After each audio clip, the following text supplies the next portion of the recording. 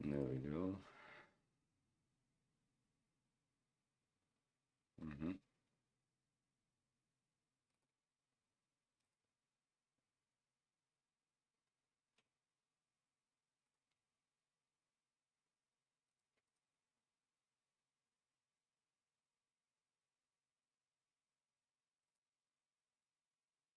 Okay.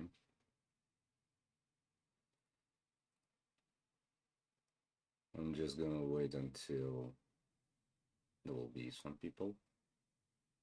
Just kind of don't want to like rush stuff on the momentum. There we go. Okay. Because the talk literally will not be a, you can say, kids friendly.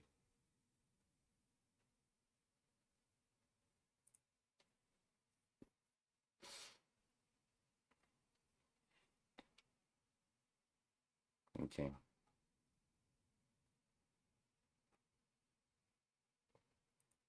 If there will be anyone that's gonna be truly fine.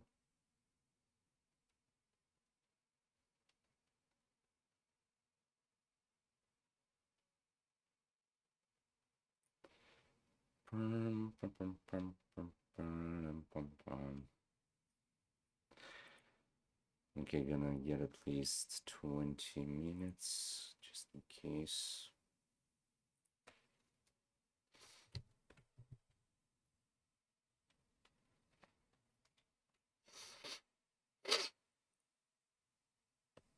Oh, whoops.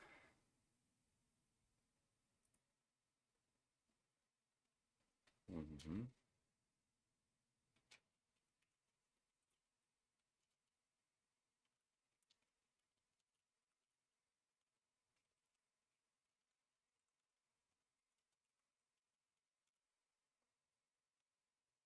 Mm-hmm.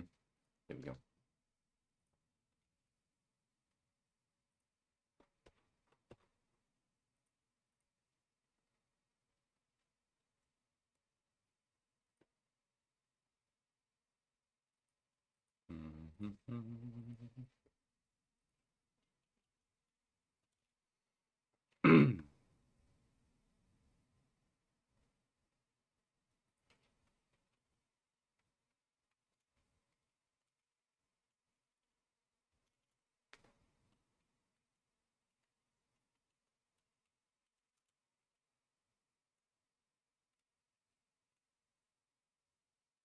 Okay, please, 5. Okay,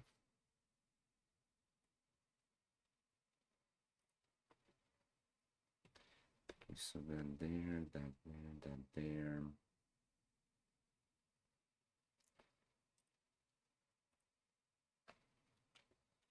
Okay, so.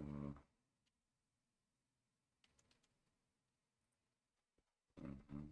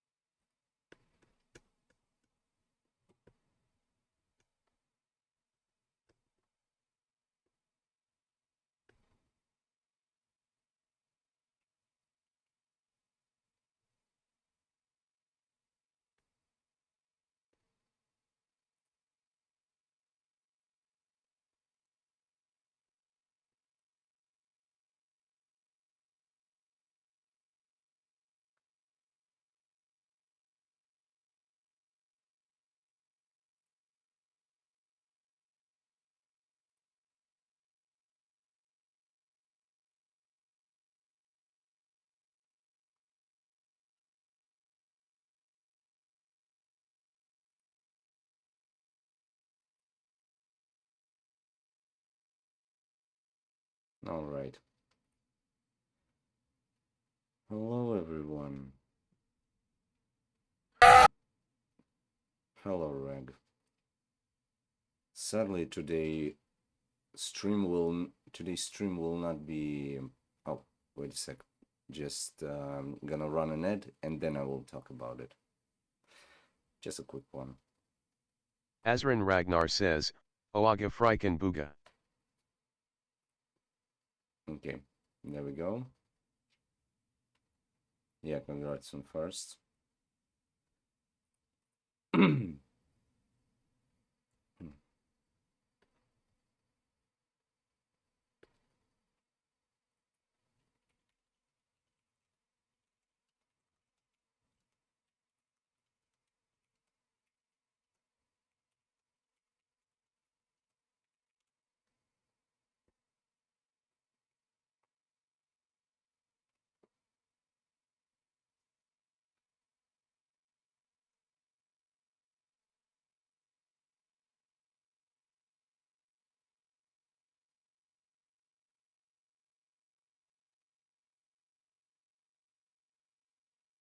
Mm-hmm.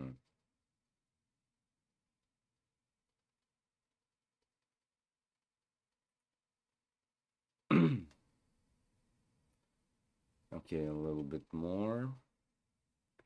I just don't know if ads do eventually like go away immediately or something. So I'm gonna just wait a little bit more. So I might. There we go. One. Azran Ragnar says, how are you, buddy? I mean, I'm doing all right. But today's stream's theme, my dear friend, is not gonna be very.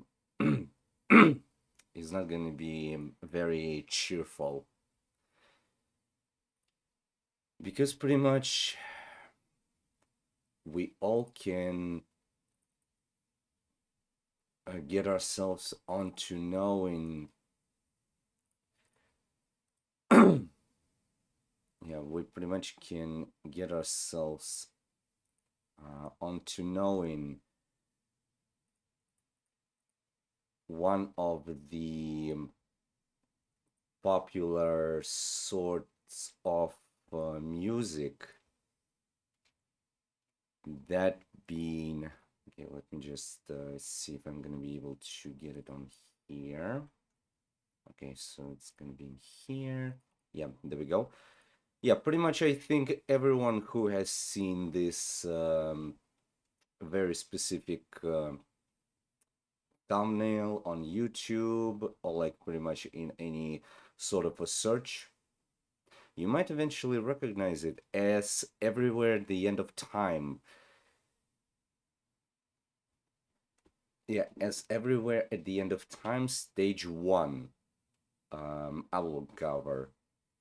This is known as Azran Ragnar being says, first time seeing it? first time. Then you're gonna be in for a very interesting ride because it is not gonna be like any other streams.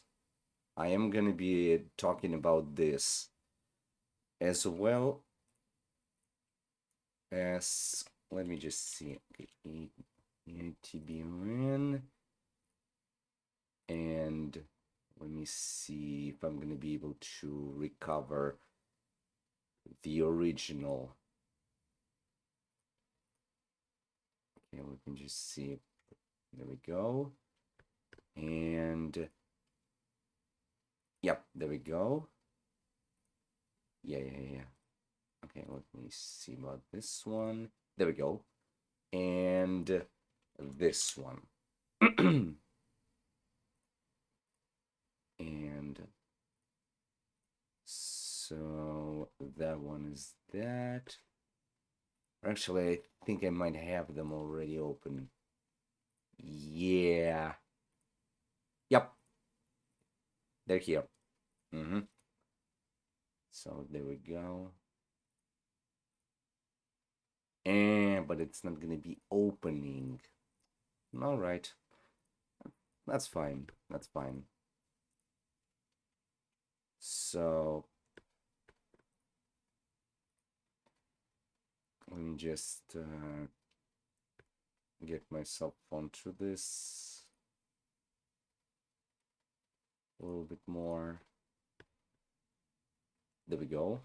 And that one is gonna be open in a moment. This one as well. So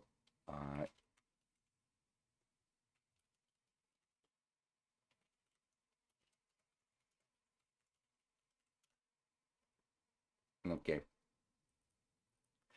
there we go.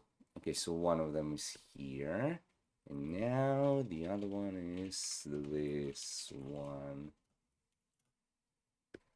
and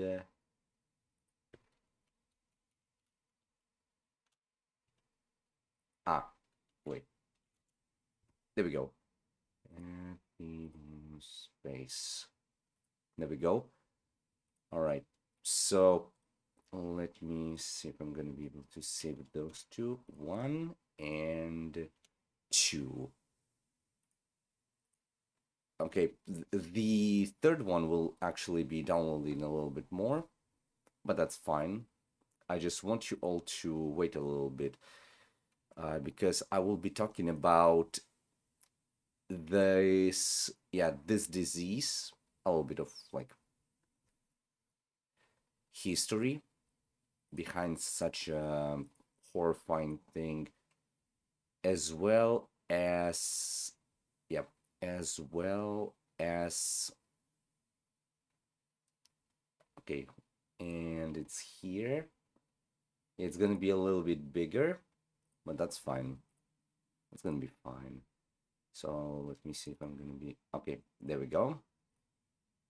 Okay, and now let me add in this one. Boom, quite a big one. Yeah. So we're gonna be literally talking about, first of all, dementia, how it is affecting the person's brain, and we're going to be talking also about these wonderful creations over here that eventually got themselves into my personal mind as the trinity of the entire collection of, you can say, dementia related music, which eventually showcases, first of all, how does the brain get itself deteriorated, and what are pretty much the effects of said thing. And I want to mind you, I'm not having any sort of medical education or anything. I'm gonna be only basing on what is known. So, I'm guessing, let us begin. So, pretty much, when did, first of all, let me hide all of these because I'm gonna show them a little bit later.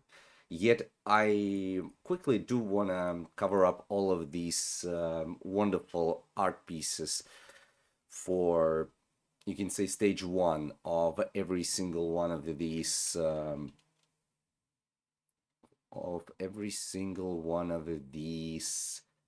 album collections, because this is everywhere at the end of time, this is everywhere in the beginning of nowhere, and that one is nowhere at the millennium of space.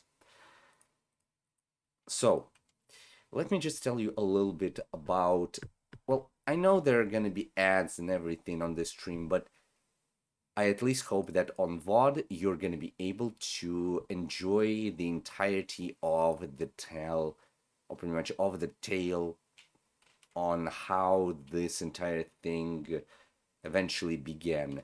And based on actually what first information I got,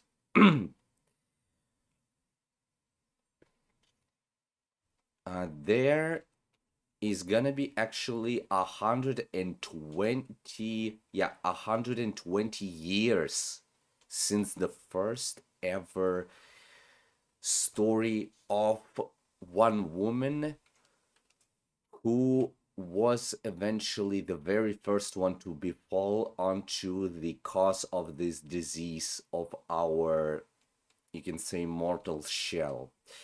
So let me begin. The dawn of Alzheimer's disease eventually got, or pretty much as we now know it as dementia, actually got itself on November 3rd, 1906, because at that moment there was indeed the dawn of Alzheimer's disease. An audience on that date, pretty much, an audience of psychiatrists in Tübingen, which is pretty much in Germany, they were the first to hear the story of Auguste Detier, or yeah, of Auguste Detier. Yeah, of Auguste Detier.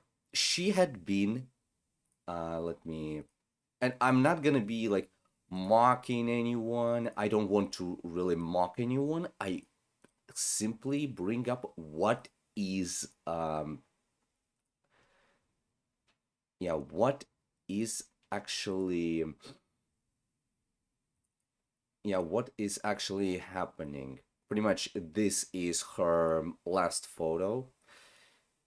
And yeah, you can pretty much see that she even has her hands clenched together and her facial expressions eventually being somewhat dull, a little bit, well, not dull, but pretty much like being a little bit more into like neutral space. And yeah, she was the first one. She had been admitted to Frankfurt Psychiatric Hospital 5 years earlier, or pretty much on 1901 or 1902, with memory loss and other cognitive symptoms. On examination of her brain, there was our known physician, who is pretty much known, yeah, who is pretty much known uh, from, pretty much you already know his name, but if no one even knew about this, this is pretty much this man over here was the one who got onto the case of Auguste Deter. And this man's name, right here at the bottom, is, as you might have guessed, Alois Alzheimer, who discovered the amyloid plaques and neurofibrillary tangles that are pretty much the hallmarks of what we now call Alzheimer's disease. So, pretty much as soon as I got myself onto this, I was literally not even thinking about anything, but I just wanted to really let you all know that what it is. I'm not having, as I was saying, I'm not having any sort of medical education, but I hope that you will at least enjoy me speaking about this horrible disease of our brain that is actually always with us, even since the birth, but it's slowly and steadily progressing and getting itself into more and more power. But if we're gonna be keeping our brains over here educated, trained, and pretty much getting them skilled, then there, as I'm guessing, yeah, then there, as I'm guessing, will be no worry about our going into something like this. So in 1984, as I'm pretty much reading it from the Nature website, which is pretty much like yeah, it's even stated right here, like nature milestones, and it's pretty much about the entire history of the Alzheimer's disease. And we're pretty much on 1984.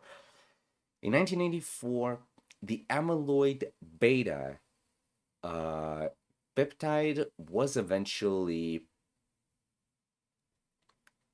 discovered or identified. Evidence mounts that these peptides are the key component in plaques associated with Alzheimer's and might give rise to the disease. This pretty much peptide, amyloid beta, that makes plaques in the brain was identified in 1984, nearly 80 years after Alzheimer's disease gained its name. Pretty much from 1906 to 1984, 78 years. The discovery of amyloid beta led to the hypothesis that the disease might be caused by a buildup of this peptide in the brain, an idea that remains at the heart of research today. And pretty much that is explainable how our brain eventually gets itself deteriorated, because amyloid beta and some of the other sort of peptides, they're eventually getting themselves more and more and more multiplied in our brain, thus eventually getting every single little plaque blocking off the neural links that are eventually going in the brain by, if not thousands of little threads. In 1985, there happened a disentanglement of the there happened a case of eventually see or like seeing or identifying the disentangling tau pathology. The protein tau is identified as the core component of the neurofibrillary tangles, which is pretty much the second thing that builds up the, yeah, eventually the second thing that builds up for the plaques and all of those tangles that eventually block our brain's function to think, learn, and eventually do every single neural process. Nearly 80 years after the structures were found in the brains of people with Alzheimer's disease, pretty much this little protein was eventually identified as that component because it was, as I'm thinking, one of the base components of that of those tangles that eventually were as if clasping or pretty much like clamping themselves onto the links and eventually blocking off every single neural link possible, so that the brain would be eventually getting a not so full image of what is going on, what is happening, like so that it would be slowed down in understanding the world. In 1997, the first ever Alzheimer's gene was found. About 5 to 10 cases of Alzheimer's disease are genetically inherited. In 1987, the gene encoding APB, or pretty much amyloid precursor protein, was the first to be identified as a cause of familial disease. Amyloid precursor protein is located on chromosome 21, and people with Down syndrome have an extra copy of this chromosome, and as a result, they often develop amyloid beta plaques similar to those seen in Alzheimer's. Pretty much the same ones that get themselves actually, just for a bit of think, what are the roles of amyloid beta plaques? There we go. Yeah, pretty much here we go.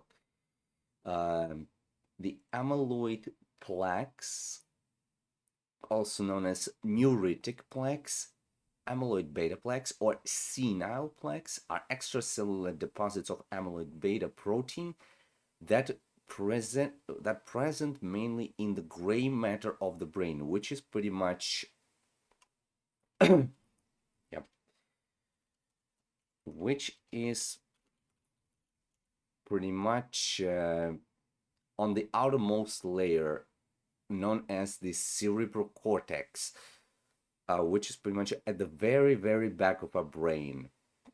That is eventually getting us connected from brain all the way by our neural links, all around our body. And the gray matter is pretty much something that is like keeping the entire thing safe. And as we pretty much can understand, these plaques,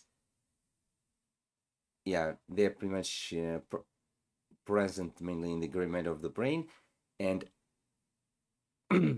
with amyloid plaques, an entire like abundance of microglia, astrocytes, and degenerative neural elements can be pretty much associated.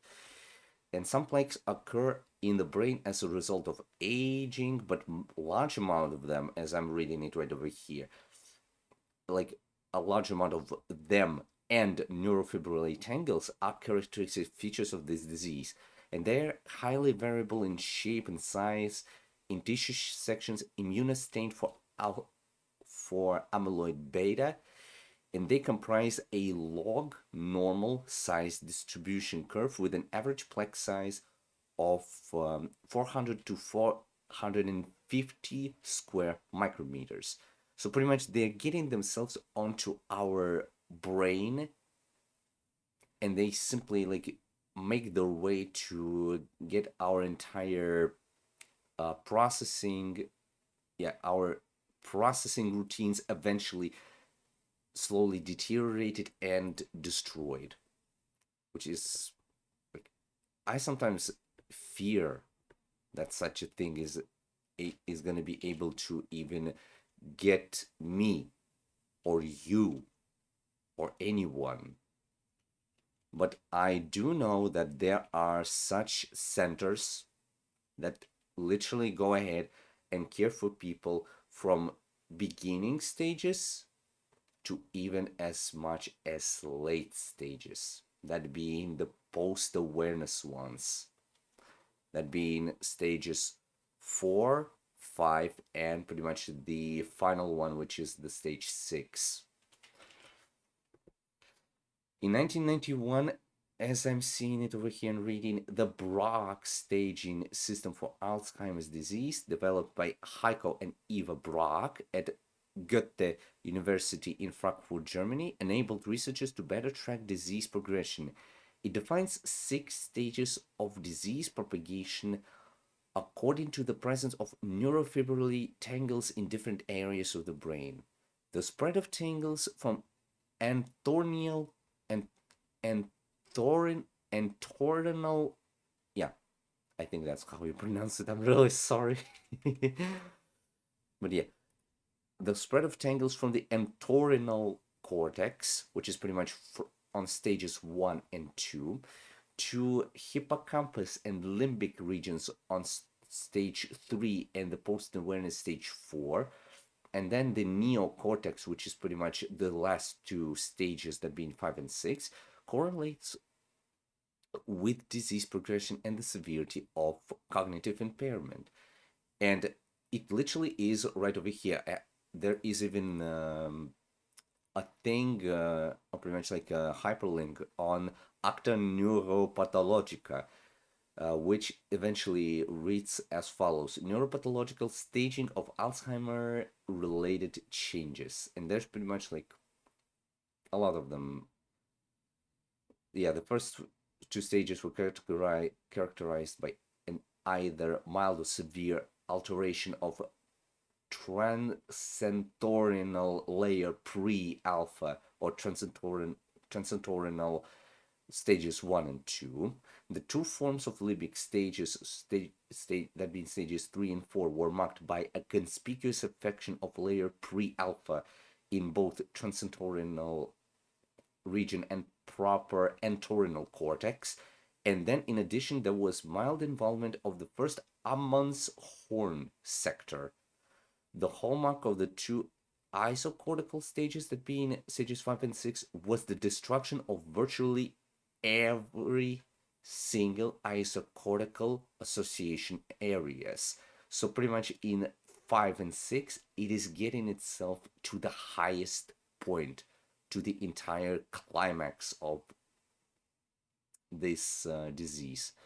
In 1993, a major genetic risk factor was eventually noticed for late onset Alzheimer's disease.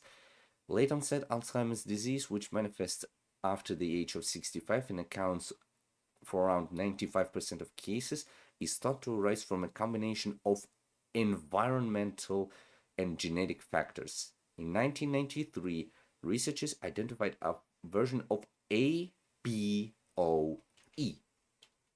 which is also known as apolipoprotein E, which is a protein involved in the metabolism of fats in the body of mammals. A gene involved in transferring fats in the brain that substantially increases the risk of developing late onset disease. In 1995, the first transgenic animal model of Alzheimer's disease was developed by introducing human mutant amyloid precursor protein, we pretty much know APP, into mice. Literally, into mice. Known as PDAPP, which is pretty much PD amyloid precursor protein. Pre-dementia or pretty much post-dementia amyloid precursor protein, or probably even as something as protein departed amyloid precursor protein mice. The animals accumulate amyloid beta in the brain over time and experience age-dependent neurodegeneration and cognitive decline, as is seen in people with Alzheimer's. The mice were the first of a long line of still ongoing efforts to accurately model the disease, which is pretty much actually something that is connected to us. So pretty much, as I'm getting it, they wanted to simply get something a little bit more safe, which is pretty much, it's an aging sort of a thing, but also from the plaques and tangles that eventually get into our brain. But also they wanted to get the entire model of this disease to eventually know how to go ahead and get every single little detail about it, and also how to fight it, how to cure this disease. In 1995, it was revealed that there is even the most common cause of early onset Alzheimer's disease. The mutation in the amyloid, really sorry that I kind of forgot it, amyloid precursor protein gene, discovered in 1987, are responsible for only a small proportion of cases in early onset Alzheimer's disease. In 1995, efforts to identify more causal genes found success when two groups independently implicated mutation in the presenilin genes, that being PSAN1 or presenilin, okay, which are pretty much presenilin 1 and presenilin 2. Researchers would later show that these genes encode the catalytic component of the enzyme gamma secretase, which is involved in generating amyloid beta. So pretty much they revealed even that enzyme gamma secretase and the presenilin gene 1 and 2 were eventually the most common cause of this disease, because those three components were eventually the ones that were in those two genes were eventually encoding the catalytic component of the enzyme secretase, which is also involved, as I just read, in generating the amyloid beta, which is pretty much known as the amyloid plaque, which is literally something like horrifying. In 1999, a vaccine, well, pretty much as I'm reading it from the title, a vaccine raises hopes of treatment for Alzheimer's disease. Immunizing mice against amyloid beta is shown not only to prevent plaques forming, but also to clear away existing deposits. By the turn of the century, momentum had built behind the amyloid hypothesis, and many researchers thought that preventing of clearing the buildup of amyloid beta in the brain might provide a way to treat Alzheimer's disease. Researchers at Allen Pharmaceuticals in California, led by Dale Schenk, were the first to successfully clear amyloid plaques from the brains of mice by raising antibodies against amyloid beta. So pretty much Dale Schenk and researchers at that, I'm guessing, facility, Allen Pharmaceuticals, they eventually got themselves on the first ever trial to get themselves onto the vaccine that would raise all hopes for this disease to be eventually cured or even removed from our brains, which is actually very, very magnificent. Because as we all know, pretty much as we all heard from the story of Auguste Deter and Alois Alzheimer, we eventually got ourselves onto this because it's our brain that is being the cause of excuse me,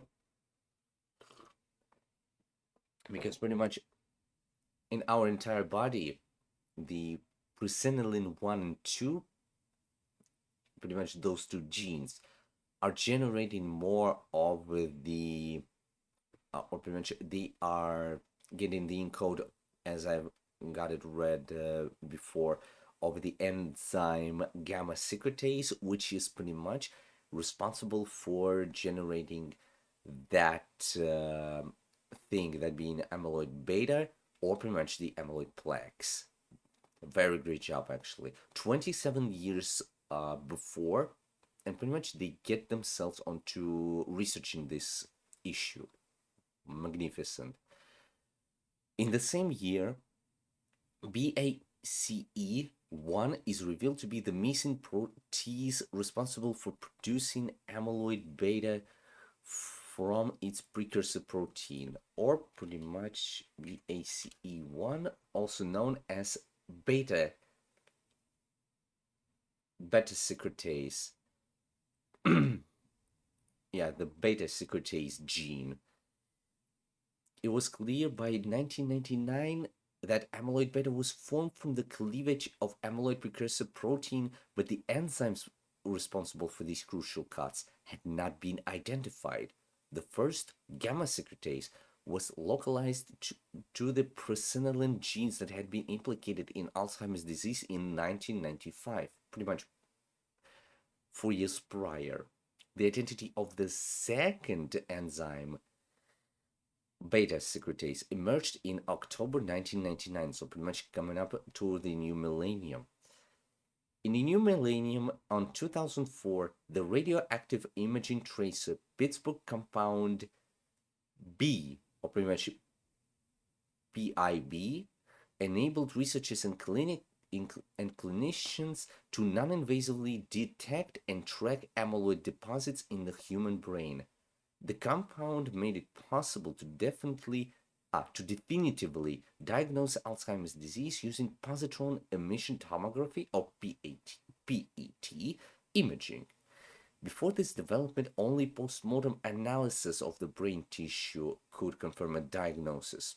So pretty much in 2004, we got ourselves the positron emission tomography imaging, as well as final step towards the entire learning and knowing what was eventually happening at our brains. Because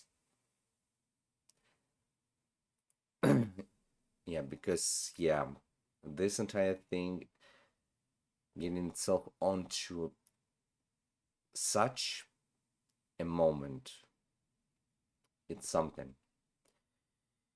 And yeah, I specifically got myself onto this model because just wanted to get a little bit into the old model for, you can say, giving a bit of tribute to the old people that are eventually suffering for, well, some of them at least, that are suffering from this horrible disease that eventually our own brains develop.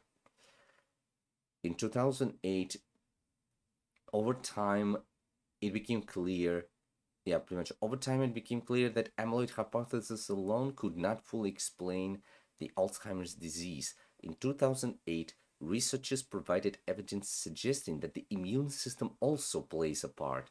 The team identified mutations in two receptors, that being CD33, or also known as Siglec3, and TREM2, which is pretty much triggering receptor expressed on myeloid cells, found on the surface of immune cells, also known as microglia, that they were found on the surface of those immune cells, that they increased the risk of the late onset disease by as much as double.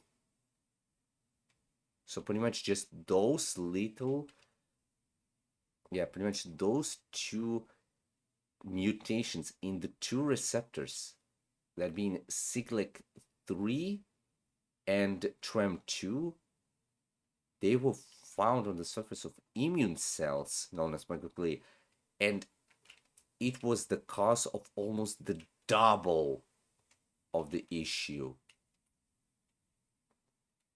which is actually quite horrifying because it was probably like slow and showcasing itself like without anyone's entire knowledge, but now it was spreading like a literal, you can say, it was literally getting itself spread like radioactive, like something like as much as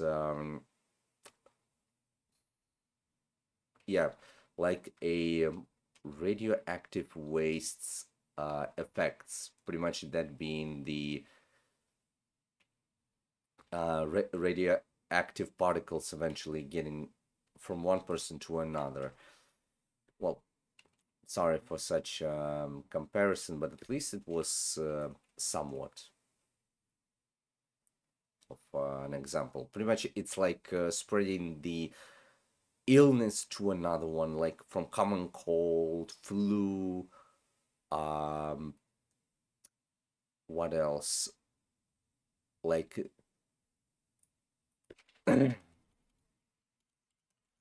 pretty much like common cold, flu, chicken pox. Anything could be transferred by touch, but this one was not by touch. It was literally getting itself spread without ever a touch of person, which is wow. In next, by 2013, the list of genetic risk factors for late onset Alzheimer's disease, which is pretty much the most common form on the condition, had grown to include 11 areas of the human genome. In October of that year, that number doubled when a large group of researchers from North America and Europe identified a further 11 genetic variants that were associated with the disease. So, pretty much at that moment, they were trying to learn a little bit more about this entire thing. Also, high windbreaker. They wanted themselves to get a little bit closer on identifying every single genome, every single gene that was slowly getting itself a benefit on the dementias, yeah, on the dimensions, on the dementias entire effectiveness speed, pretty much on its effectiveness increasement. In 2020, pretty much 6 years ago, a blood-borne biomarker was eventually introduced for Alzheimer's disease. Positron emission tomography imaging and markers in cerebral spinal fluid can be used to diagnose Alzheimer's disease and monitor its progression, but these techniques are expensive and can be very difficult to perform. In 2020, the researchers demonstrated the accuracy of perhaps the most useful biomarker yet, a form of the protein tau, which is pretty much, as we remember, yeah, the protein tau, which is the same one that is the one that is the core component of the neurofibrillary tangles. That can be detected in a simple blood test. Would you imagine that? The science is not standing.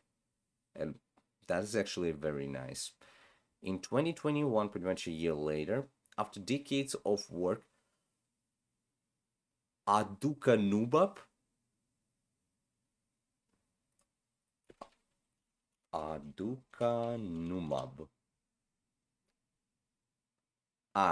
which is pretty much Aduhelm, or as I'm probably gonna guess, B2B037.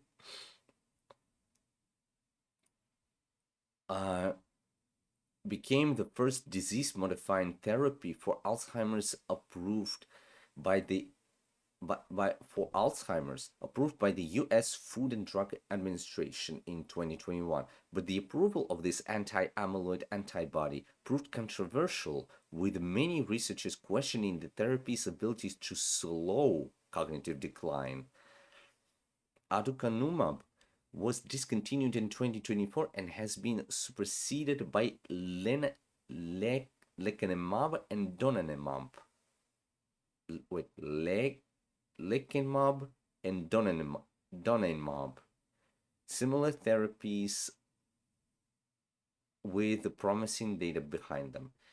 And in this, you can say almost 120-year history of Alzheimer's disease, the progress has never been really more rapid. All of the advancements in treatment, early detection, and prevention, they all have the potential to literally get our perspective on this neurodegenerative disease. And I'm telling you, this disease is something that is truly horrifying, because it's a buildup of microscopic little plaques and tangles in your brain that sooner or later will just crumble down every single bit of your brain and literally not leave anything behind it. And now, since we're all here, let's talk about the everywhere at the End of Time, Everywhere in the Beginning of Nowhere, and Nowhere at the Millennium of Space. The three, as I'm pretty much calling them, the three giants that eventually got themselves onto getting themselves known in the musical community as the true, well, not probably in every single one, but pretty much for me personally, as the trinity of the album collections that eventually depict the Alzheimer's by all the standards. So, the first one, which is pretty much, let's say, it's gonna be Everywhere at the End of Time. This album cover is called Beaten Frowns After. And as you can see over here, it depicts a sort of magazine or maybe a newspaper, but but its pages are incomprehensible to read, totally incomprehensible. We cannot even be sure of what is written on there, what is even on there, because it's the brain's slow depiction of what it is to be on the early stages of this horrible disease. In Everywhere, in the Beginning of Nowhere, the first ever, the first stages album cover is arted as this, and it's given name Folloster. And let me uh, get a bit of a shout out to the people that were behind all of these, that being the bottom one is the Natmos's stage one album cover, which is known as Shadow Bulb by Barnum Effect. Um, the follow star is by Caps Lock, and the Beaten Frowns After is by one of the abstract artists known as Ivan Seal. Mr. Seal, Mr. Seal, uh, uh, yeah, Mr. Seal, Caps Lock, and Barnum Effect. I'm really glad that you all depicted all of this as perfect as pretty much possible. So, what we can eventually tell about the very first stages. So, in the first stage of every single one of these, um,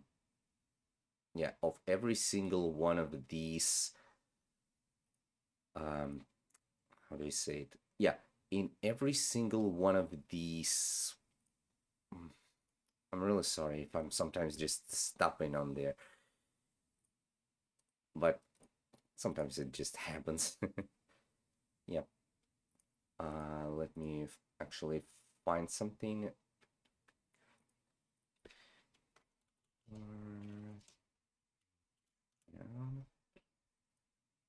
There we go. I think I might have found it. And yeah, this one. Okay, this one, this one, this one, this one, uh, this one. Yeah, pretty much this. All right, let me just close it all off. There we go. So yeah, in first stage of every single project, there is a different song that is being played right at the very beginning. So for Everywhere at the End of Time, it is Al Bowley's It's Just a Burning Memory, which is pretty much called the, which is, no, it's not It's Just a Burning Memory, but the Heartaches. which is pretty much the main thing. It's just a burning memory is just lyrics from that song, because as you might remember, heartaches, heartaches by loving you meant only heartaches. Yeah. Your kiss was such a sacred thing to me. I can't believe it's just a burning memory, which is pretty much used for the first stage of Everywhere at the End of Time. Also, let me actually mark this a little bit. Okay, so um, EITBON and then NACMOS. And if I'm gonna be correct about this one, okay. Let me edit it a little bit more.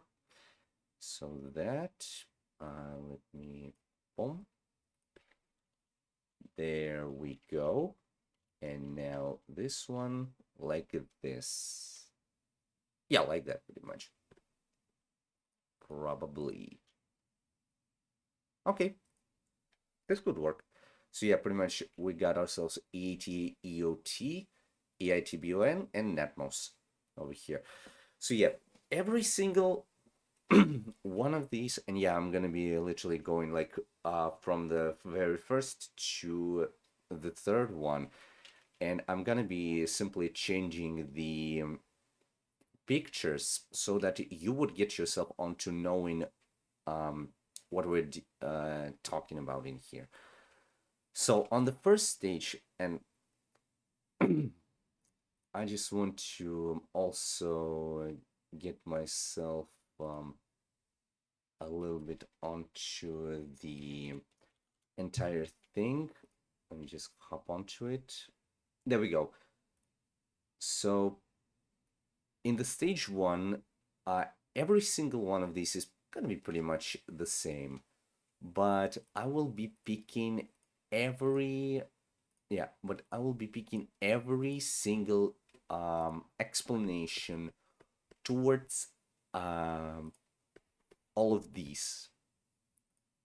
So in the end of time, stage one, here we experience the first signs of memory loss. The stage is most like a beautiful daydream, the glory of old age and recollection, the last of the great days. In EITBUN by Care Bear, and actually, yeah, um, EATEOT actually almost forgot to mention. These three projects were actually made by three different people, or pretty much they were led by different people. The EATAOT was created by Jordan Leland Kirby. No, by James Leland Kirby. EITBON was made by, well, sadly unknown, but pretty much known as the Care Bear. And Natmos was made by the Caretakers or Mr. Jordan Curing. So, yeah, now we're getting onto the descriptions. Here we experience the first signs of memory loss. This stage is most like a beautiful daydream, the glory of old age and recollection, the last of the great days. On here, in stage one, little effort is made to remember, and our character is at peace.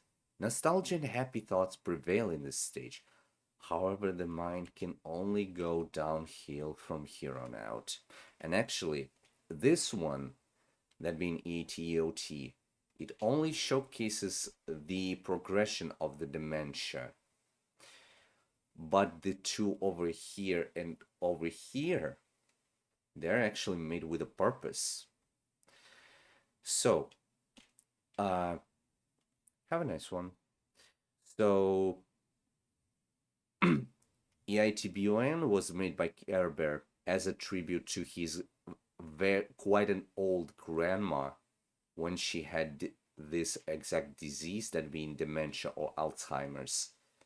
And I'm really feeling myself bad over this person's granny, because eventually getting herself old and getting onto the effect of this disease, that is horrible, truly nightmarish.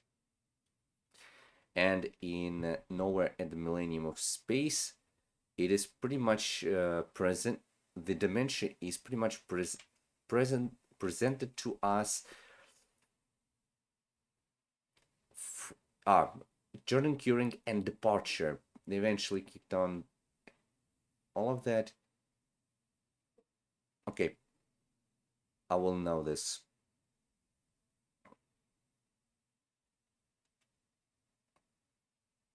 Okay, yeah. uh,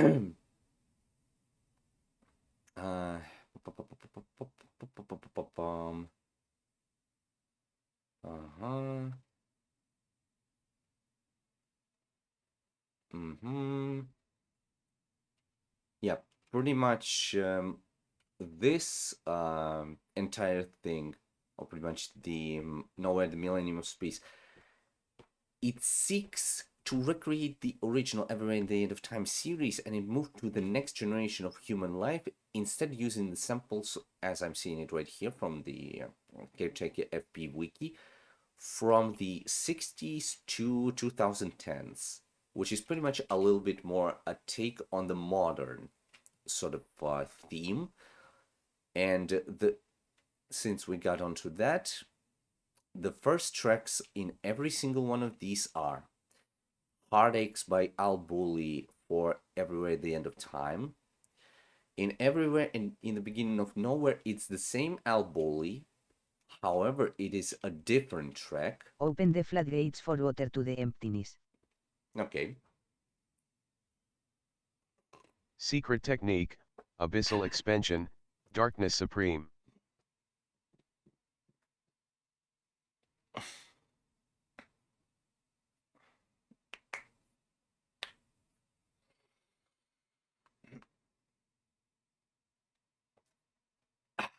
Much better. Thank you very much. Yeah. In EITBON, it is still Al Bully. However, it is a song you might have been familiar with from the movie, from one of the uh, from one of the famous movies of Stanley Kubrick, that being The Shining, where in the very end, where the character that was pretty much like the caretaker, see what I did, see what was done there, was eventually stuck in the entire hotel, and he was actually known as the literal caretaker of the entire hotel in the woods. And in there, at the very end, a singular song can be heard. Al Bowley's Midnight, the Stars in You. And I even remember how it sang, how it sung. And I'm really sorry um for the DMCA and the copyright wing of the Twitch, but I just love the songs that eventually were used in all of these.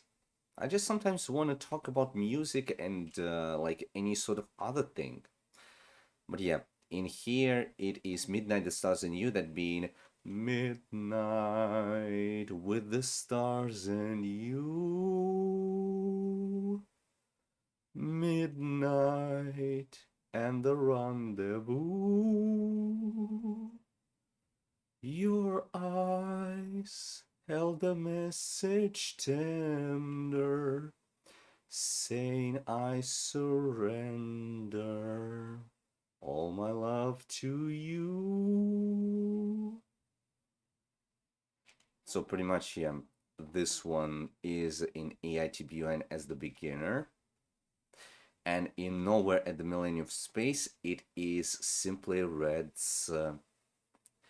Yeah, it is Simply Red's what was it?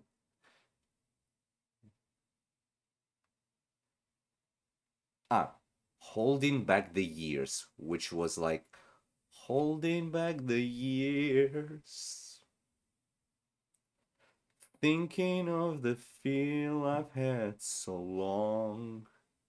When somebody hears, listen to the fear that's gone, which is pretty much something that is really marvelous. To use music to interpret such a horrible disease in music form, I was just straight into it. And I listened literally to every single one of these, mind you. I listened to every single one of these. And I still have actually every single one of these in full on format, especially this one in the original 9 hour, yeah, in the original old version, in that being a 9 hour behemoth. Really. I have even that. I even probably have it on my Google Drive, if I recall that correctly.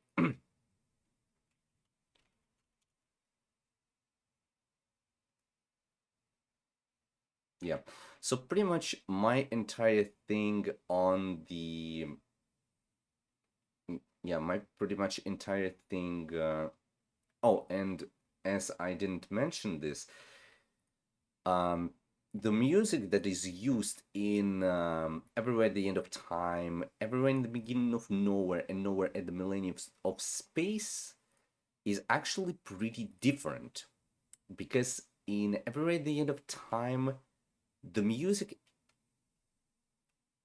is pretty much depicted from 20s to 30s, like very old one, of course. And let's actually also get a bit of shout out to another thing that James Little Kirby eventually made, that being let me see if I'm gonna be able to showcase it over here. There we go. It's this one, and yeah, don't get laughing on this, but this one, this is actually a thumbnail, or you can say a precursor to the Everywhere at the End of Time, which is known as An Empty Bliss Beyond This World. There is also the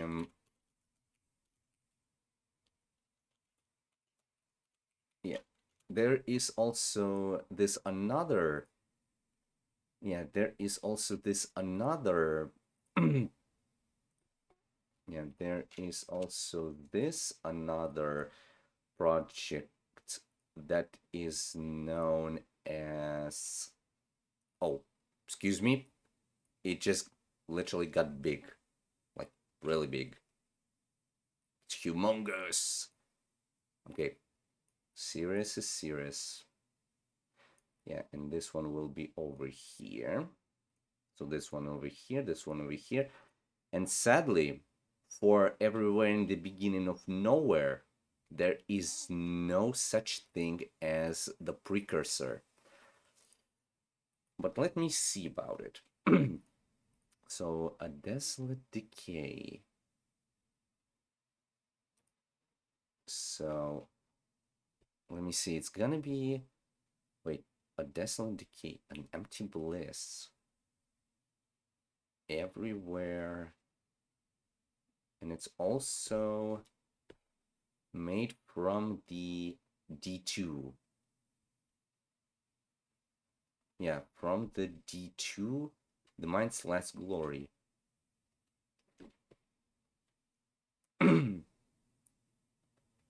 Yeah.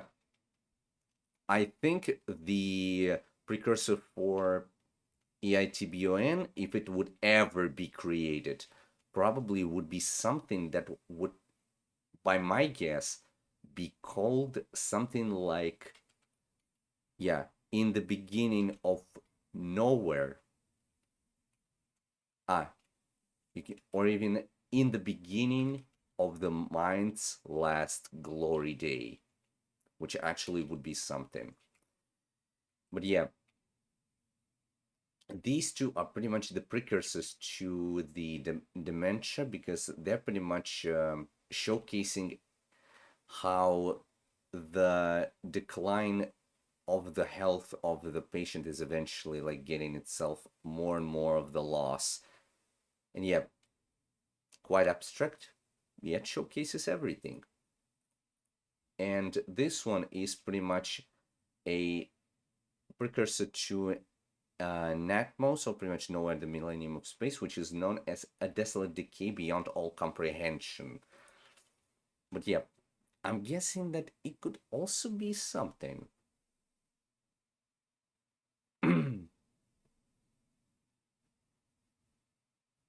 Wait, an empty bliss beyond this world. An empty bliss beyond this world. It's actually one of the tracks in the...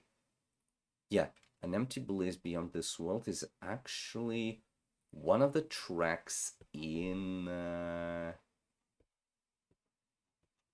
It is actually one of the tracks in Everywhere at the End of Time.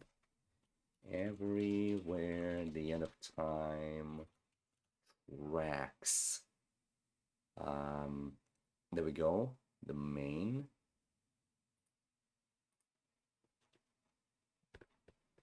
All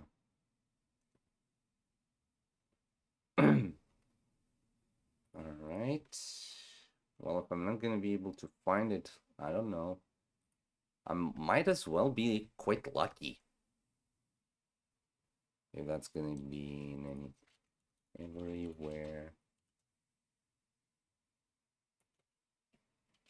And I'm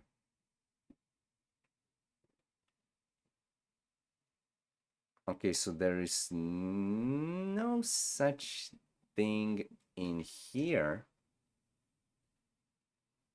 but there is actually something that is known as With Voices, which is pretty much like inspired by Ever at the End of Time. But pretty much as we all can see it, the entirety of these like album covers, they eventually simply showcase us the first stages. And as I told, the EAT, EOT, and EITBON once, I didn't see one for the Nowhere the Millennium of Space, which reads as stage 1 is lived with happy, mostly intact memories. Not a lot of effort is being made to remember, and some memories will be distant due to this. The memory loss begins here, which is pretty much the very first sign that there literally will be more to this. There will be more horror. There will be eventually a lot more to all of that is happening. Now let's get on, and pretty much from here, like on those entire things, that is what is being like showcased. The beginning of the degradation of the brain's of the brain's abilities to like go ahead and do something, which is pretty much first to like remember something, but it might be also connected to something like simply being of the old age. Now let's get ourselves on to the stage 2, which is pretty much something. Okay, let me change the let me change the art over here. There we go. There we go. So stage 2, pretty much in every single case, is the same. Let me hop on in here, which is pretty much on C and D.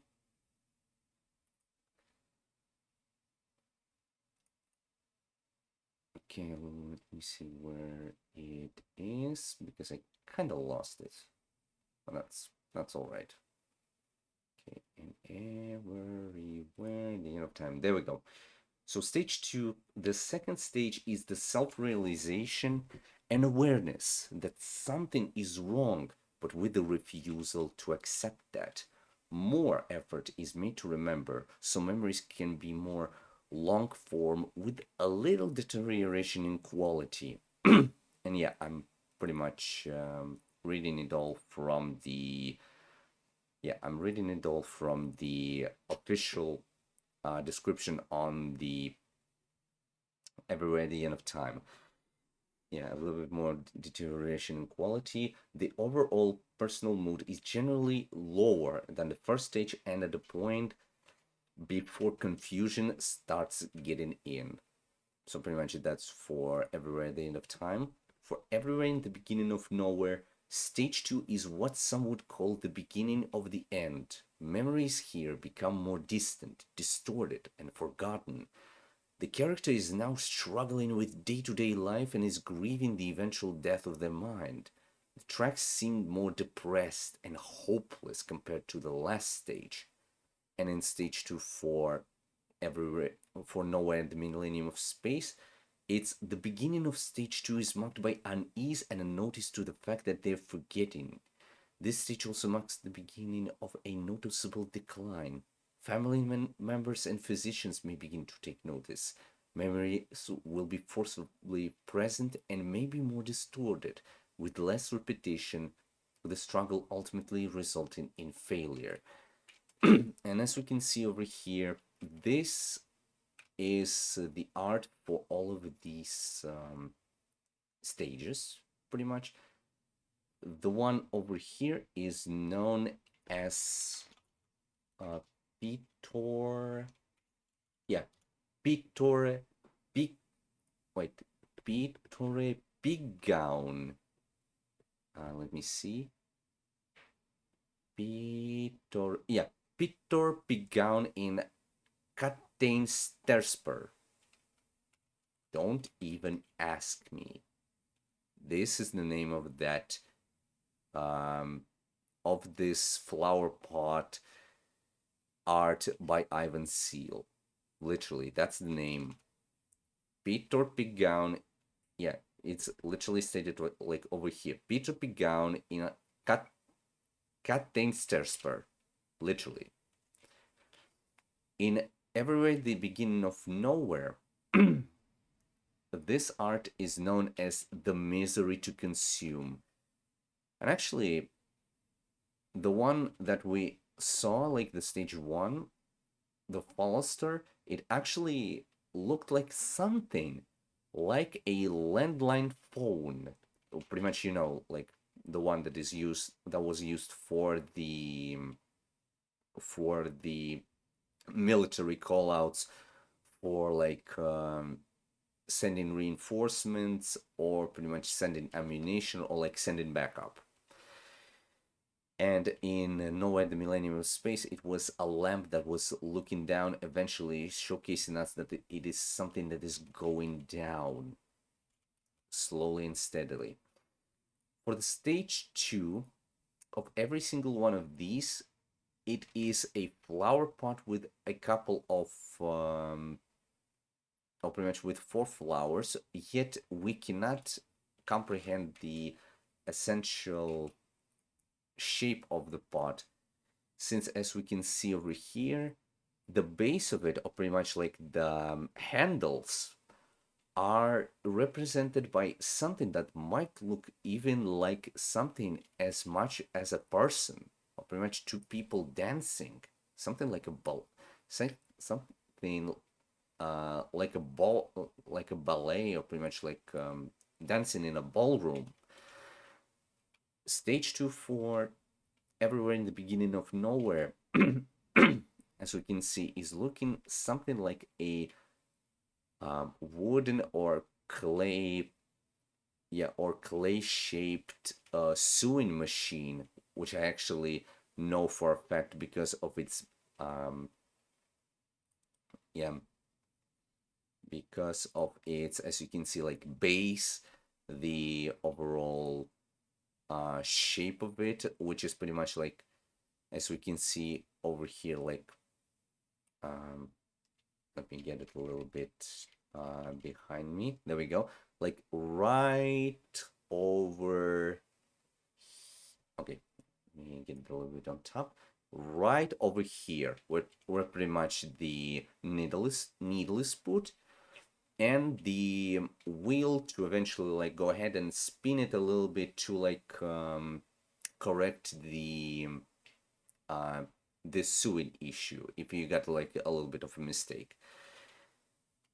But this one is, as you can see, pretty much like grown with something like flowers.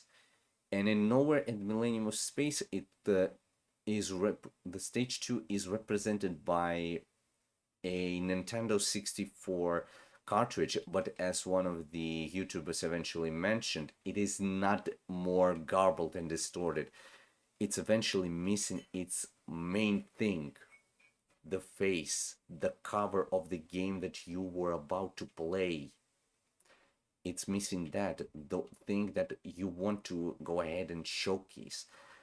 And I will also be like, as soon as I will end, I will probably be even speaking about like my personal favorite tracks in every single stage, and in every single stage, in every single collection. And as we can see, yeah, stage 2 is pretty much a more horrible state of the mind where pretty much the patient is just declining that everything is bad. They're pretty much saying that everything is all right, everything is okay, everything is pretty much getting normal, everything is all right, nothing to be worried about. But others do eventually see it. They do understand that it's not just um that it's not just the that it's not just the usual thing, that it's not just the thing that was eventually that we were eventually getting a lead on, but it's something that gets itself deep into the entire premise of the disease, getting itself worse and worse and worse and worse until it just destroys the entirety of your brain like nothing. Literally, like nothing.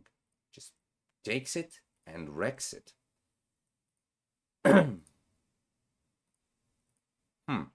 Actually, might be able to do as much as probably even do the link, probably. Yep, probably something like a link. Okay, so view in browser. Okay, so we can get this one hopped on, and there we go. So instantly, yep. So yeah, from the stage 1, we can eventually like see that the patient is literally getting themselves totally destroyed from within, but they simply go ahead and say, no, don't worry about it, nothing is wrong with me, everything is all right, you don't have to worry, really, you don't have to. However, we all know the truth. And now we're switching to the stage 3, which is pretty much something quite horrifying for every single one of these. So these, oh, and the names for all of those. Stage 2 covers are pretty much as follows, that being, yeah, the Peter Pigown in Captain Stersper, The Misery to Consume, and the stage 2 for the, yeah, for the Nowhere the Millennium Space is called Ames Gam Gam, or pretty much just games. So stage 3 is, how do I say it? It's a little bit more chaotic than you might eventually expect it. Because I'm even, yeah, I hope that the audio will not be caught, but I'm pretty much thinking that, yeah, it will not be caught. And I'm only thinking. But let me just let you hear it for yourselves. So, okay, so boom. There we go. So just listen to what it sounds like in the first or in the third stage of Every in the End of Time. Just get this. Listen.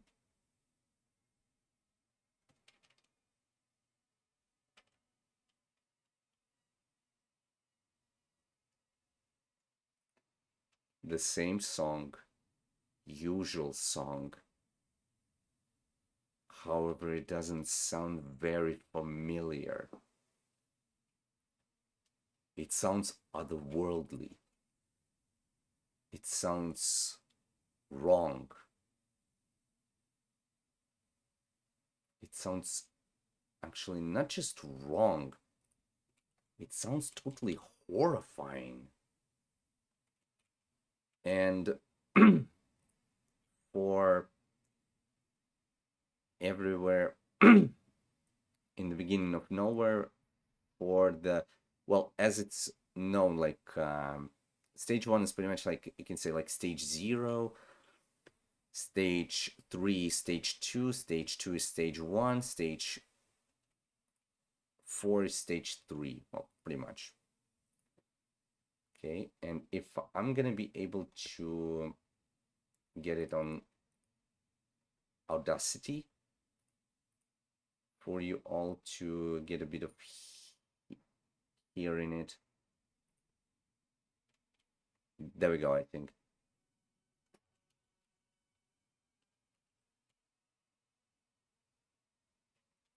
You can already hear it. You can hear it. Yeah, on the VOD, it's not going to be able to be audible because, you know, the rules of the modern world.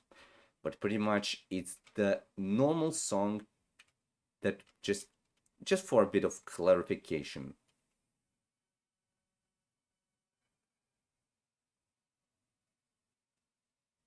It sounds normal, however, it is not.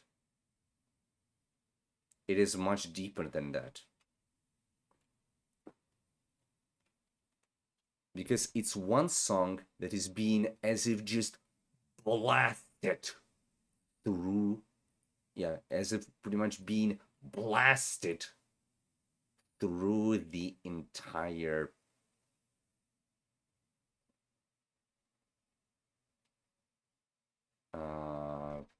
okay, let me also get this one.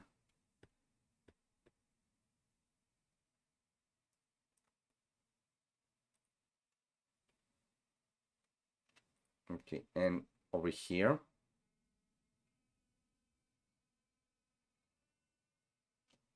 and everyone in here who is pretty much able to hear it, well, you're gonna be able to hear it even in the original, if you're gonna be able to find the precise the precise stages for this one, but every single one of them is, well, for ETOT, it's the effect of echo and reverb. For EITBON, it is the same sort of a reverb effect, but also it's making the sound a bit more amplified, as if it wants to just blast your ears off. And in Atmos, it's a little bit of crackling as well as the reverb effect.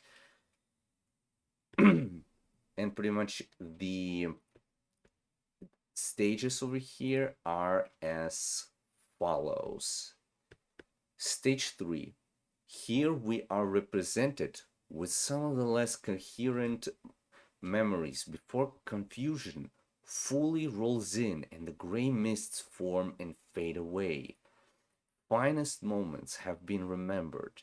The musical flow in places is more confused and tangled. As we progress, some singular memories become more disturbed, isolated, broken, and distant.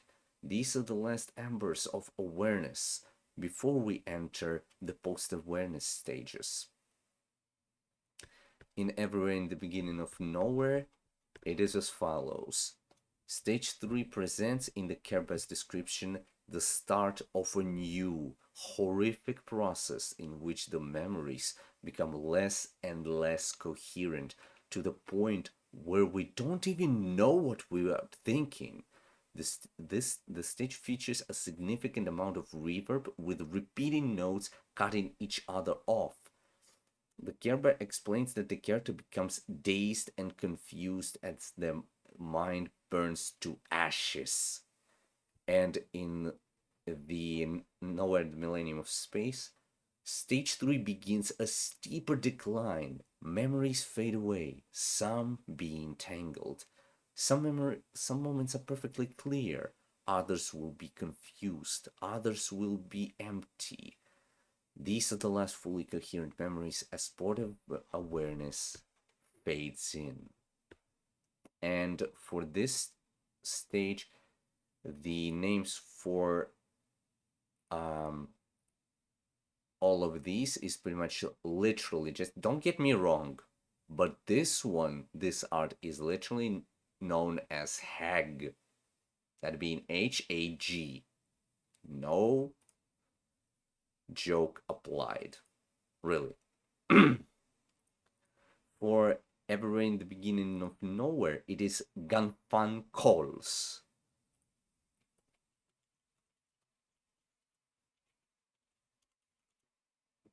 Yeah.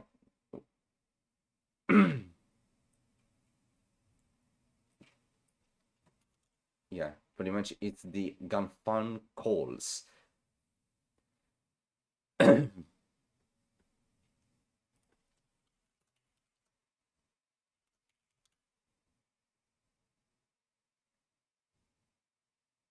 Which is pretty much, I don't know what that might mean, but Ganfan Calls, everyone. And stage 3 is simply titled Tabinbul. Yeah.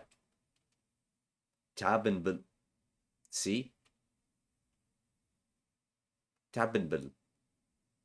As if the table, but also there is something that eventually caught onto the character's entire mind and just struggled it for its own premise.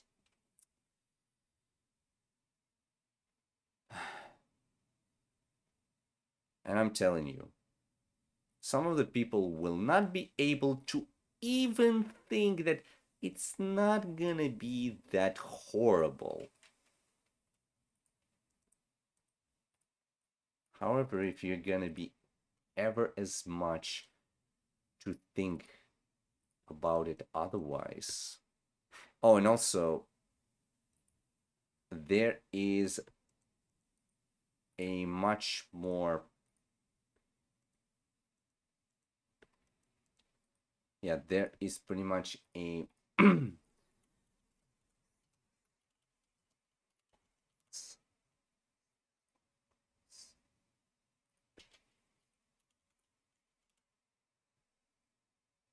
there we go.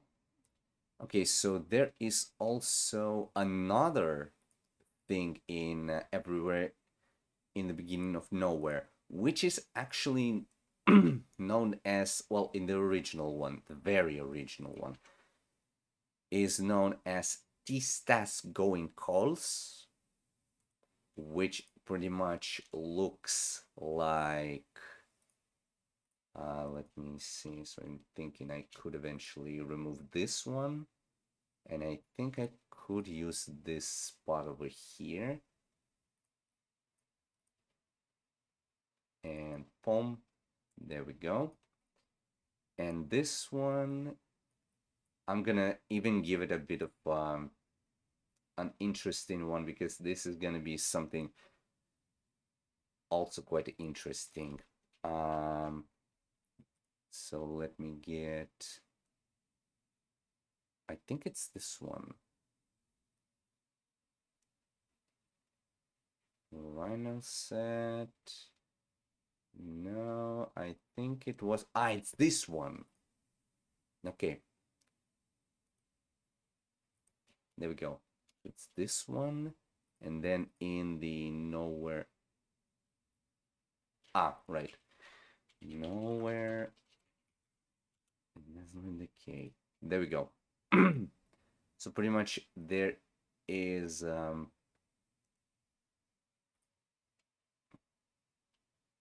yeah, there's pretty much this let me just download all of these, because I kind of want to showcase everything in here. So let me hop this in. Sorry if it's gonna be like very big,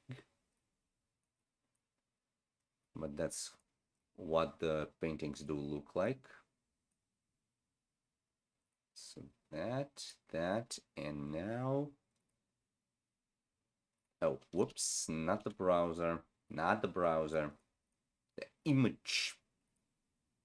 And now I think it's this one. Yeah, this one. So pretty much there is also like a side project. You can see something like a 3.5, which is pretty much something like a transition from the confusion to the post-awareness. And this is all represented in all of these three, in all of these three paintings over here. I don't know what is actually a painting for Nowhere a Desolate Decay. Actually, let me see if I'm going to be able to find it. Nowhere a Desolate Decay. There we go, actually. So pretty much, oh, it's unknown, actually. Yeah, it's actually unknown of everything, of all the things. But pretty much, yeah, you can see that this right here, yeah, this one is called, this one is, well, that one is unknown, while this one is called PMYBs, and you're not gonna literally believe it, but it's called PMYBs are very silent. Bees silent? What do you mean on that? And this one right here is the stage 4 for the old one, for the old version of the Everywhere in the Beginning of Nowhere. And this art is literally known as Tistas going calls, or pretty much tic tac going something. Yeah, but pretty much tic tac. Gun fun. Gun fun. Grandfather. That's the grandfather clock. Okay. So yeah, pretty much as we can see, it's like a pot with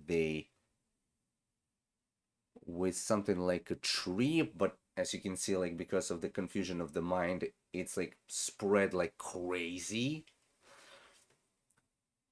The tabimbal is pretty much having extra appendages, with the fifth one being at the middle for like some sort of like holster or anything.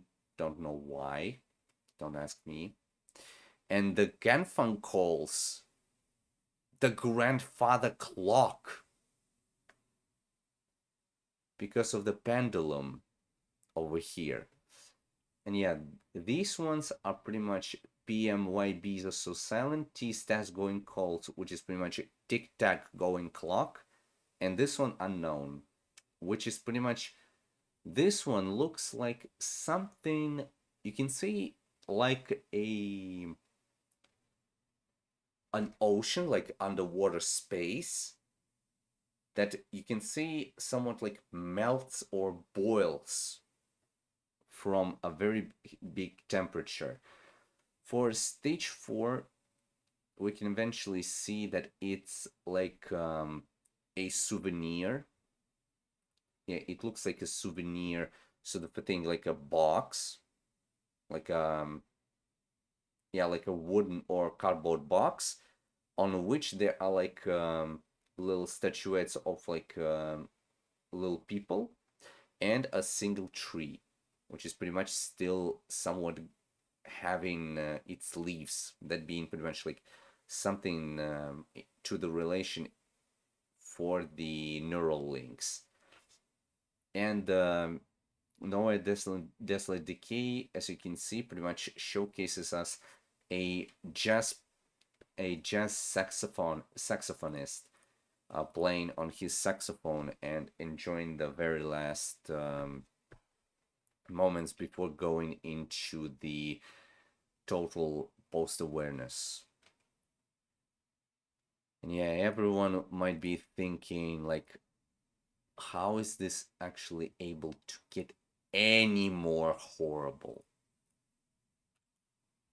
Well, you simply ask me. You simply go ahead and ask me about this. Yeah, you're pretty much just going ahead and asking me about this. But I'm gonna tell you, I am gonna tell you real quickly.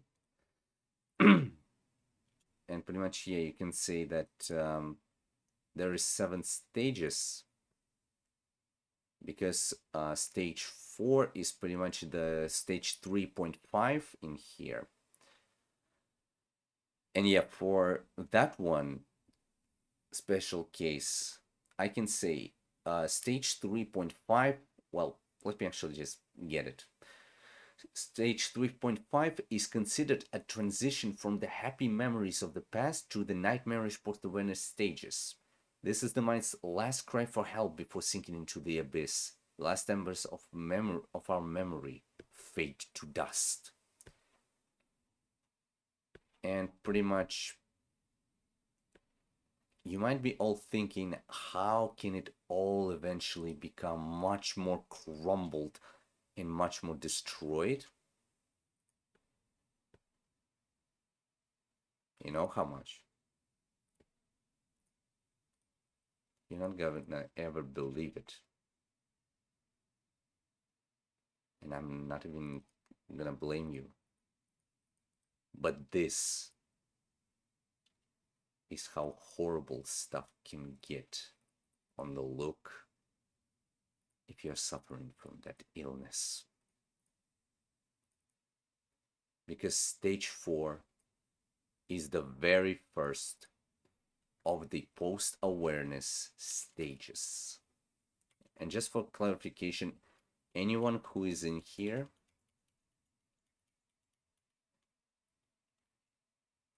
which I don't know if you're gonna be actually hearing it, or pretty much if you want to hear it on your own, but pretty much this is what it sounds like on every day at the end of time.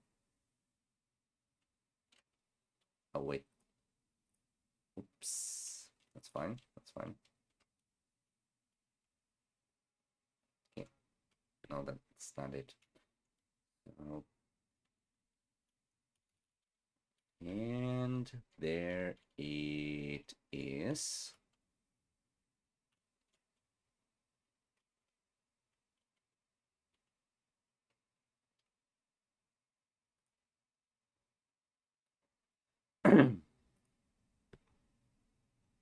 Excuse me, a bit of a technical issue. That happens. There we go. And yeah, you were eventually thinking how it can get any worse. Well, let me get it to anyone who's going to be able to watch and hear it to understand how it feels on the stage 4.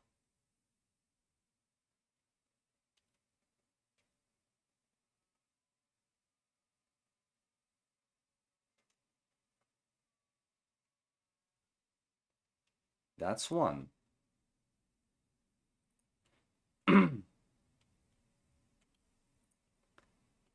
At stage 5 of the Care Bears one, it's this. And on the Caretakers stage 4,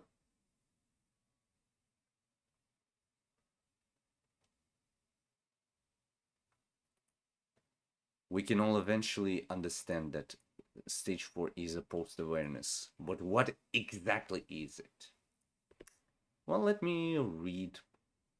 Yeah, but well, let me read every single one of these. Post-awareness stage 4 is where serenity and the ability to recall singular memories gives way to confusions and horror. It's the beginning of an eventual process where all memories begin to become more fluid through entanglements, repetition, and rupture. For this one, the art that is given here is actually called Giltsholder. I don't know what is guilt, but I'm guessing it's something like a guilt or something different. For Everywhere in the Beginning of Nowhere, which is this one, which is also known as Peter Reed, or like, I don't know if it's like Peter reading or Pied writing, but it is. In stage 5, our character has crossed over into the post-awareness confusions. There is little to no structure in the brain, and small clips of memories linger.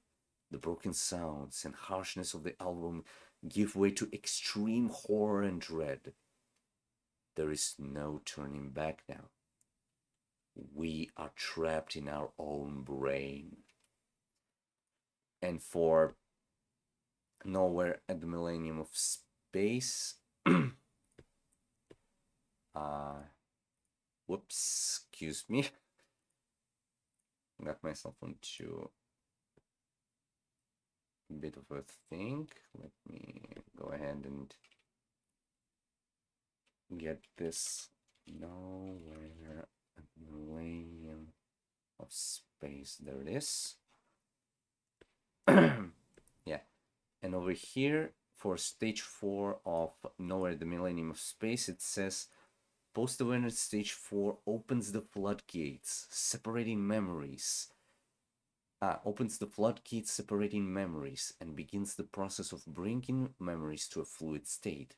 Confusion, horror, serenity, and decay all become fluid and one. And it is called QA.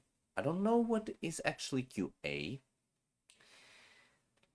but as I'm seeing it here, the Giltsholder eventually looks like a person with a huge smear over their face, which eventually you can see as if already showcases that it simply erases any sort of brain's ability to recognize faces and facial features.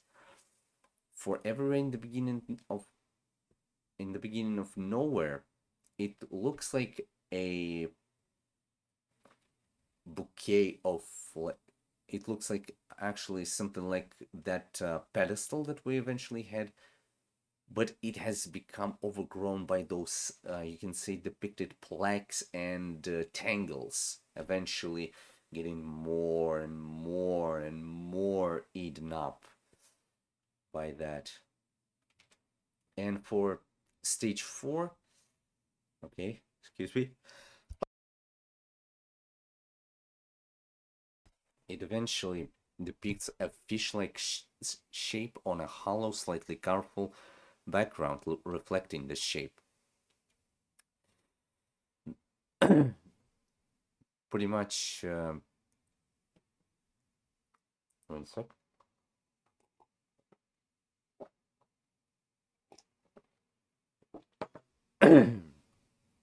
Pretty much, as we can see, every single one of these is literally showcasing us the first post-awareness stage of dementia, where every single little thing that brain would be eventually able to still hold on to is slowly getting gripped, grasped, and then shredded into the dust, which is not gonna be lying, but that is really horrifying, especially when you consider that it all gets itself into like everything that is normal, like going here and there, and like having itself onto a perfectly normal thing, and like getting itself into a perfectly normal sort of a an explanation and everything, like, but then it becomes more and more distorted and destroyed until the entire base is gonna be just wrecked and destroyed. And that was just one of them. And I was like, at one of the moments, I was actually thinking, how the hell is it gonna be able to get itself much more horrifying? And oh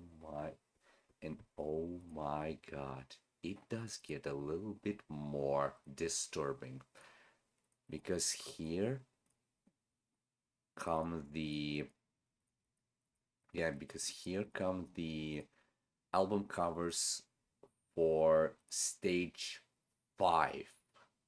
Well, this one is stage 6, but pretty much we're gonna consider that stage 5. So in stage 5, post-awareness stage 5, confusions and horror, more extreme entanglements. Wait, I've actually read the yeah.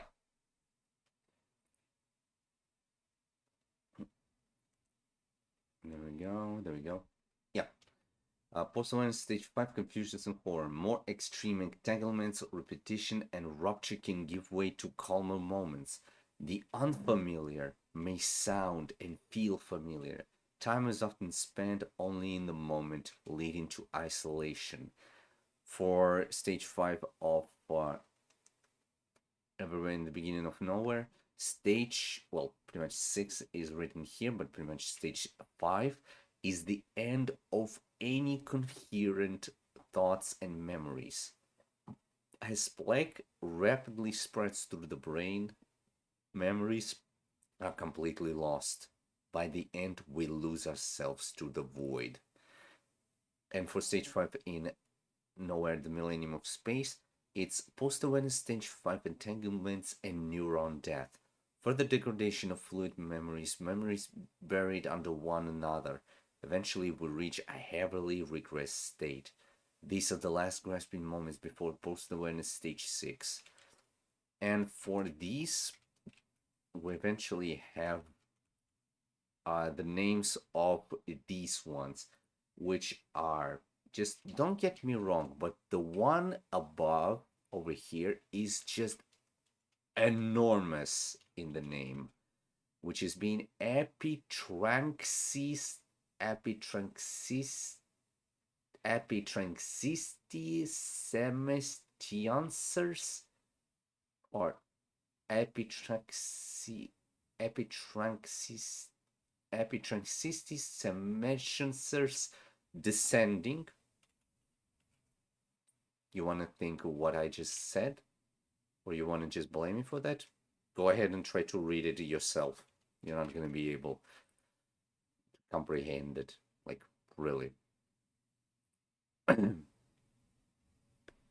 The stage 6 for Everywhere in the Beginning of Nowhere is called Centauroids, and for Nowhere in the Millennium of Space, it is simply known as STEM.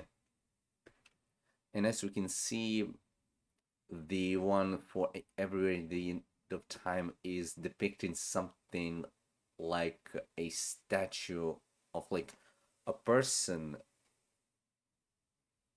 yeah, of like a person riding a horse, or maybe a person like holding a woman trying to event, or pretty much yeah, like a cavalier eventually trying to hold a woman that is almost gonna fall to the ground, or pretty much gonna fall from all the way down that set of stairs.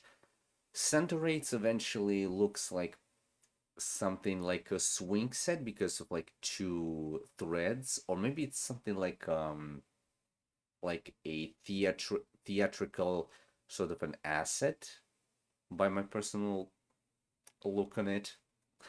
And stem doesn't look actually like any sort of a stem you might see anywhere, because as you can see, it is growing something like from the darkness, eventually growing more and more.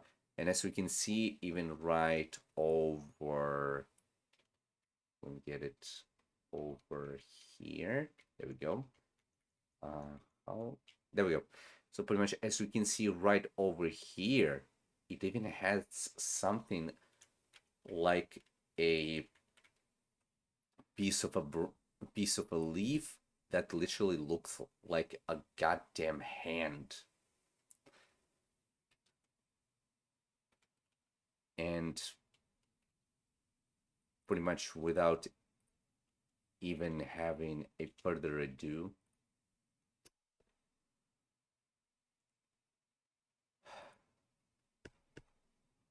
we got ourselves onto, yeah, we got ourselves onto the finale. Yeah, we got ourselves onto the finale of these stages.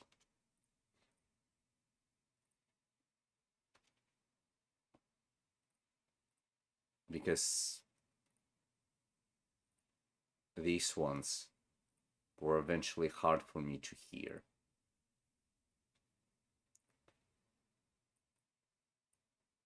Because those were pleasing at the end. However, they were so horrifying as soon as I heard them at the end, which were just horrible, horrible.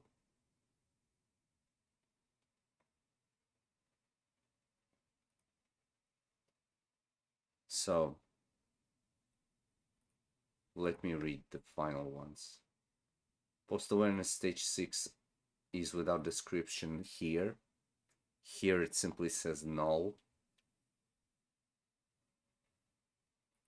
But post-awareness stage 6 for Everywhere in the Beginning of Nowhere does have an explanation. Stage 7 has no description.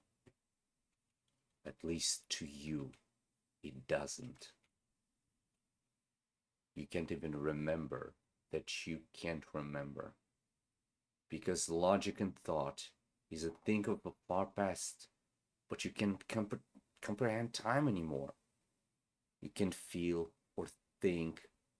You sit on a bed and stare at the wall, which to you isn't even a thing.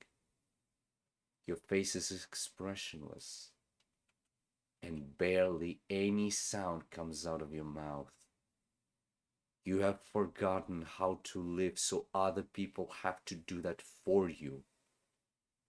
Your family visits occasionally, and at times something is about to bubble up and come to your memory, but it's snuffed out by the green mist.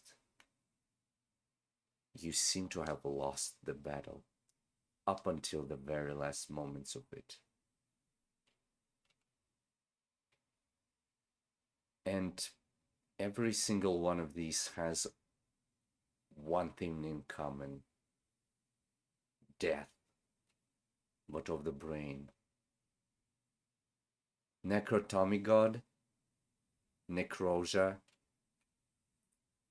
death to Madaru. Not even lying. Or pretty much death to probably. Wait, I just understood. Nowhere the Millennium of Space is actually depicting a pop or like rock sort of music from 60s or 2010s, or pretty much from the 60s up to 90s or 2000s, in the face of a woman. So pretty much all of them are female victims of all of that. All right. But pretty much as we can see, Necrotomy God is eventually the canvas with just blue duct tape, which used to hold a painting. Yes,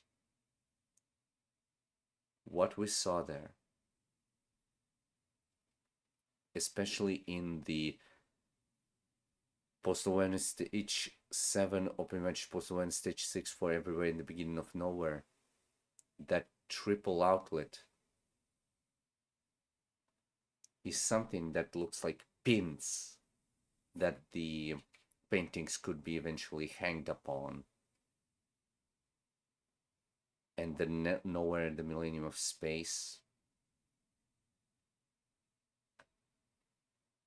a simple cassette case that used to store all of that tape, but it's empty, just like the brain. The entire thing, and I'm not gonna be even turning on that music because I really just want you to understand. Every single one of these is actually filled with nothing more but droning. You can say something like a howl of the wind, and some glimpses of that or another song coming in and then fading away like it's just nothing anymore. But you know what was the most horrifying thing for me? The last minutes of these projects. Because for the caretaker,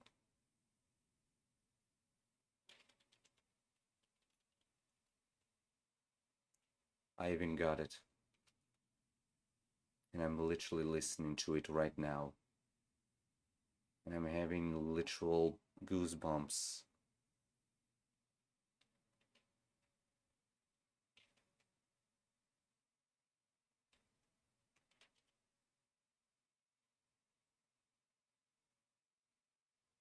And yes, I'm hearing it.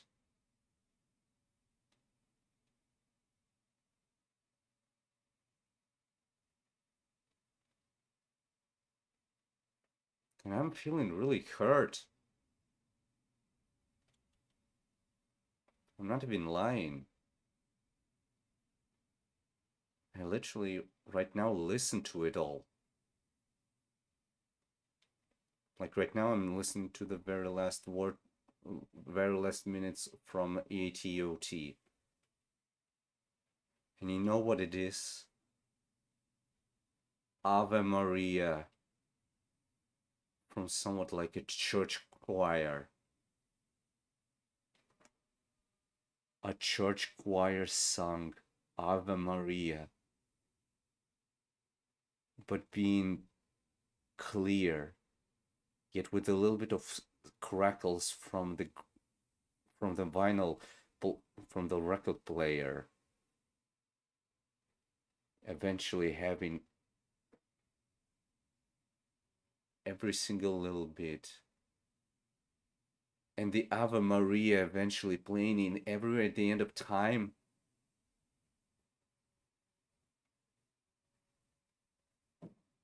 That means only one thing. No one is safe from this illness. Really. No one is. We might as well be victims of this horrible disease if we don't care for ourselves and for our closest Egg Boy ones. says, "What's is going on?" Just try to understand. Ave Maria eventually playing in the background of stage 6, the very last minutes. You already can understand Aye. that it is nothing more but the last minutes of literally this person's soul quitting the body and ascending. And I'm not even kidding. I heard it all. I heard it. I listened, as I told you. I listened to all of these three. And it was not just something out of a weird thing or anything. It was something truly Egg Boy says, terrifying for me. "What did it sound like?" To be true, Egg Boy, it was something truly horrifying. Like, I'm not even kidding.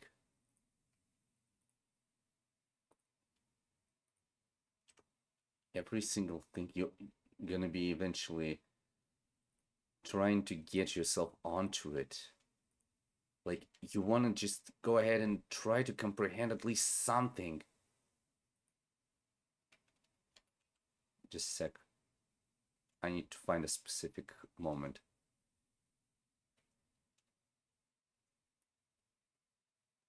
There we go. Just understand this. I heard how it's like. I heard the entirety of the endings of all of these three giants of the dementia depiction in music. But literally, Ave Maria in Everywhere at the End of Time, it's a literal depiction of that person's death because of their brain, or pretty much from the inability to just Egg Boy bite says, anything. "I hope my soul sounds like Barbie girl." Dementia is nothing of fun. Alzheimer's is not of fun. I'm telling you. It's not of fun. Everyone will be saying that I'm dramatizing and everything, but no. I even have one of the... Yeah, I even remember one woman who had her father on late stages of dementia, that being on stage 5 on stage 5, one of the post-awareness stages. And I was hearing his words. He was trying to comprehend what he was doing. He was trying to at least say something coherent. Yet it was all a struggle to stay in a correct flow of his thoughts. And it was really making me just crumble in fear. Because it Azran really Ragnar was says, horrible. I remember a family member who had it. Accept my condolences, my dear friend. And I'm really sincere about this. I'm sincere and I'm honest about this. Anyone who has dementia, or pretty much as it's known as Alzheimer's,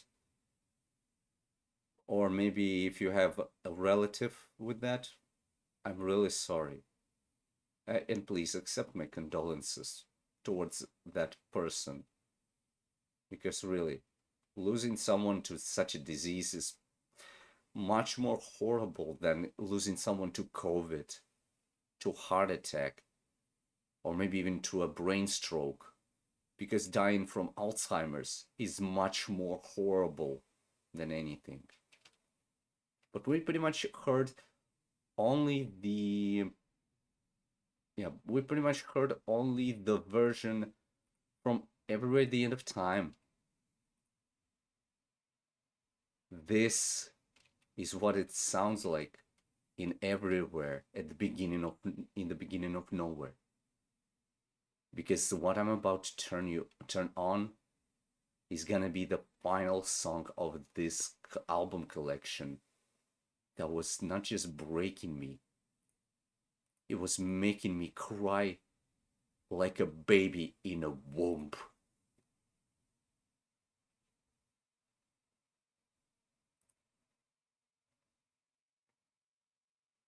And if you're not gonna be able to hear it, that's Kitty Callen's It's Been a Long, Long Day. It's Been a Long, Long Time by Kitty Callen. Egg Boy says, Dino dance. You're just making fun of me. When you could at least understand that I'm being truly emotional to those people.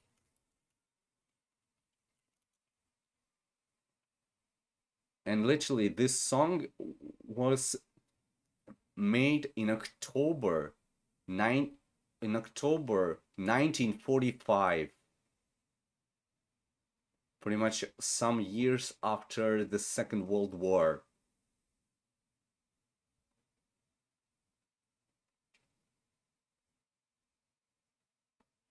And I can't hold my tears.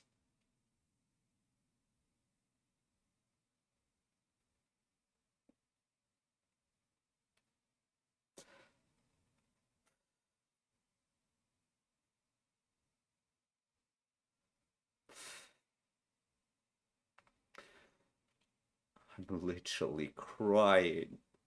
Shut up about your fucking laughter.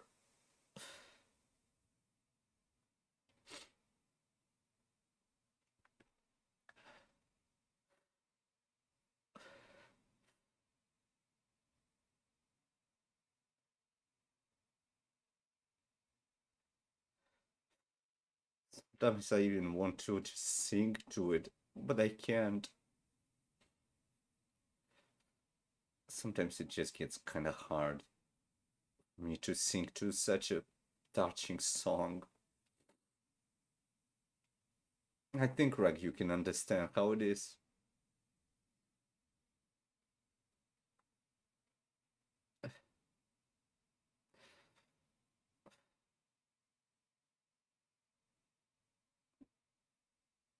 Yeah.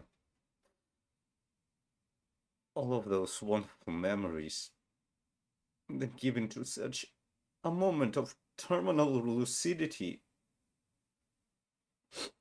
remembering who you were. What was your time?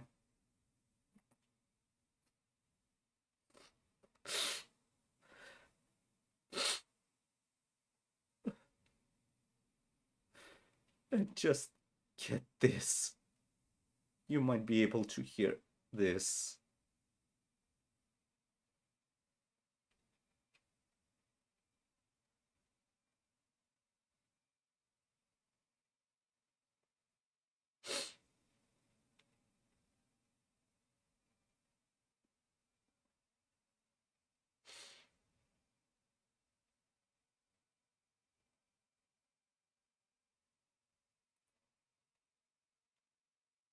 Yes.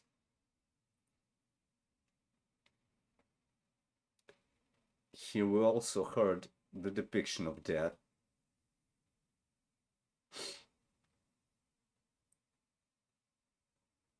And to have such a wonderful song. To be true, I never even heard it. The Kitty Callens, it's been a long, long time. I never heard it. But it broke me. As soon as I heard it, it Azran broke Ragnar me. says, did I hear a heart rate monitor? Your ears did not actually get you deceived, Reg. You were right. And you're correct on here. That was indeed the HRM getting the last beeps of that person's heart, and then the flat line.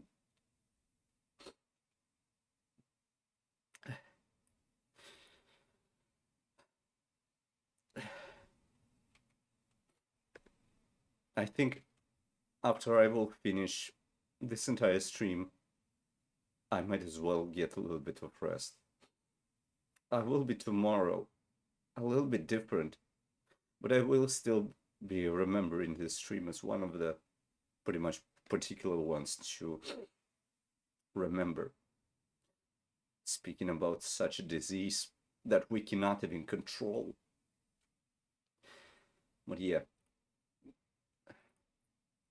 the caretakers, this one that you're hearing right now, this is from the Hungarian. Also, yeah, you can say hi to Kimi's, to the Kimi's homeland, Hungary, because that's where the band named Omega was eventually formed, and that's where they got themselves onto making such a wonderful musical piece known as Gönkayulan, or pretty much the pearl hair girl, or pretty much a girl with pearls in her hair. But in EATOT, it's the minute of silence after the choir. In EITBON, it's the heart rate monitor. When here, it's something more epic.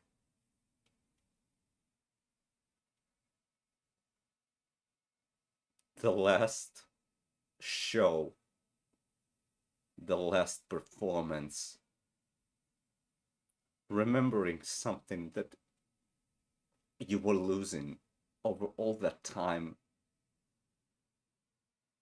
slowly and steadily.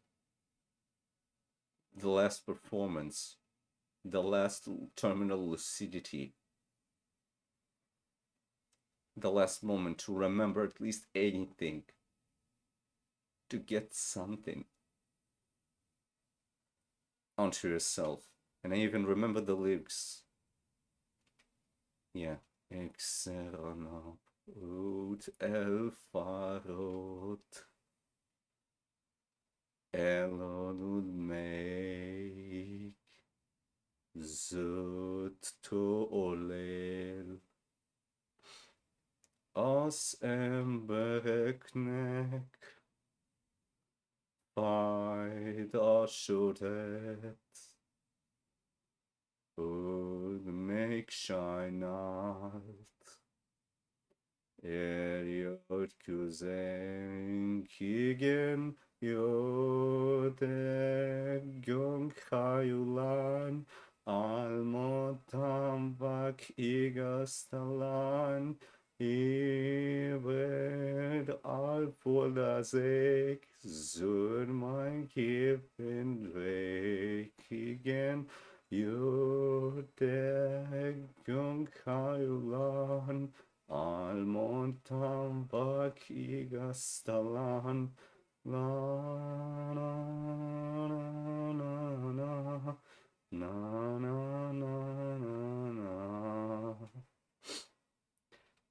Unarke ut pozame Kik ekmogek Irat kuzenk Ishke telefon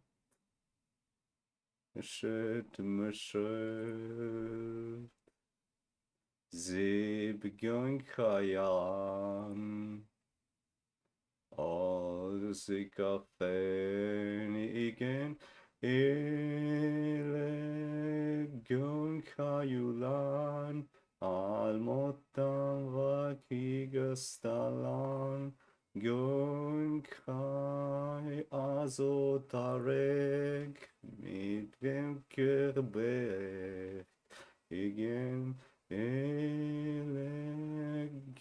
kayulan Almotam vakigastalan na na na na na na na na na.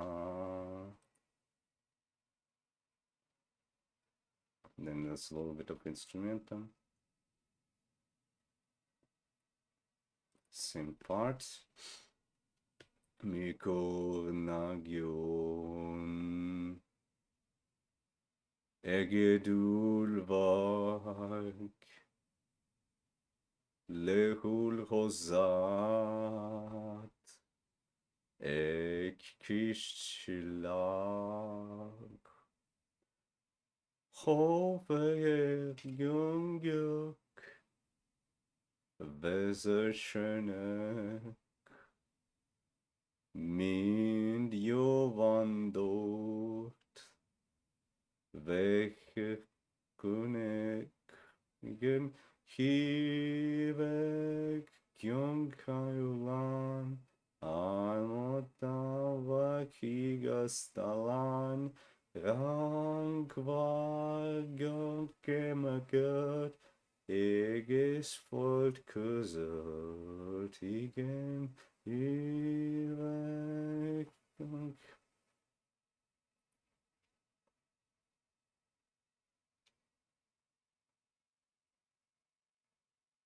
Yeah. The last ever performance of your brain's last struggle to remember something. That's why eventually I have purple, because it's one of the colors of time, because I don't want to forget anything.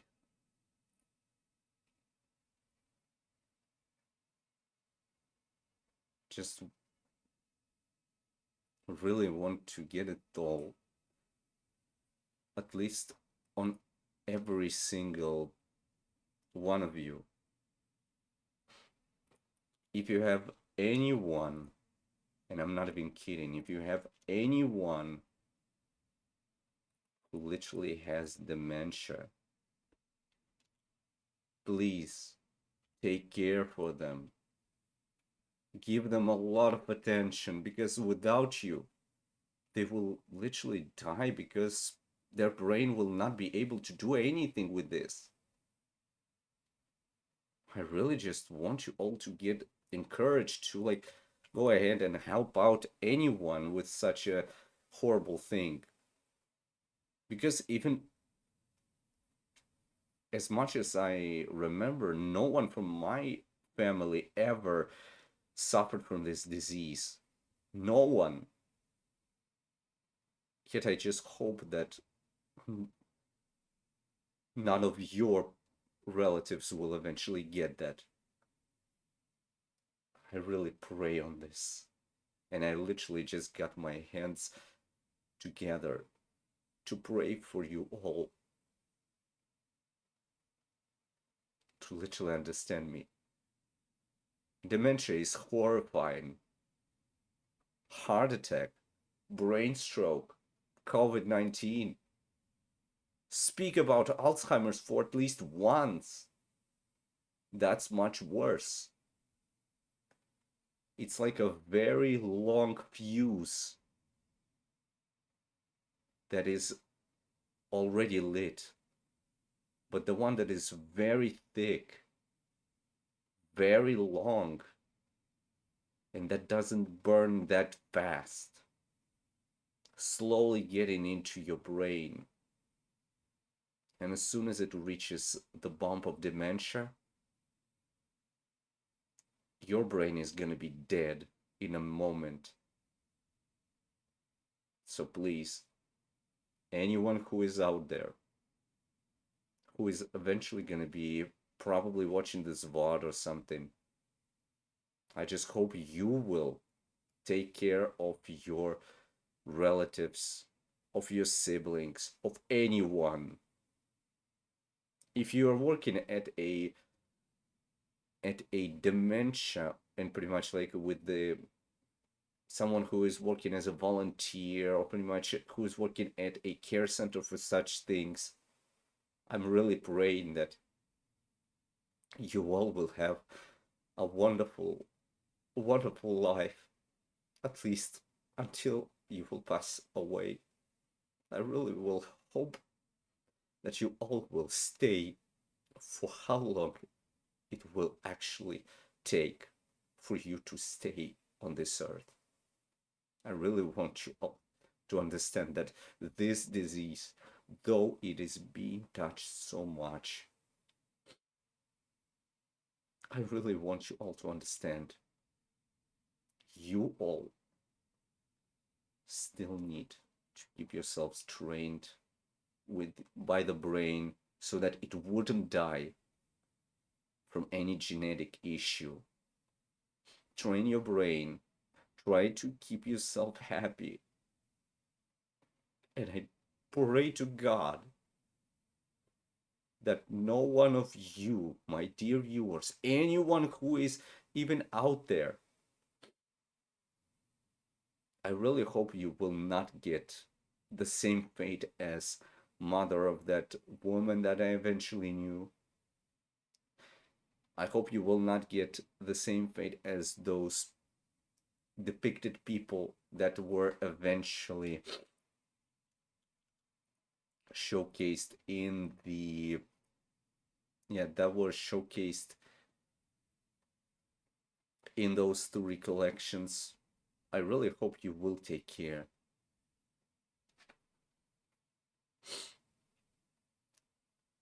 To be true, there is actually one thing that I forgot to do, but it's not of my brain's fault or anything. It's just something that I will still be getting myself onto this. Like, I don't even care that I'm crying right now. I don't even care about that because I just really want to talk about at least one of the things that is pretty much making this entire thing like built up to this. Pretty much there is a very big list of like different tracks. Yeah, like of everything. I think I might have even found it. So pretty much there's like this, it's just a burning memory, which is pretty much Alboly's Alboly's heartaches, Alboly's and the three jinx. there is We don't have many days by there is we don't have many days, which is pretty much Turner Layton and Clarence Stanley Johnston, which is Say It Isn't So. I even remember how it sang. Well, might be remembering. I just need a little bit. Uh, okay, so what was it? Turner Layton. There we go. You.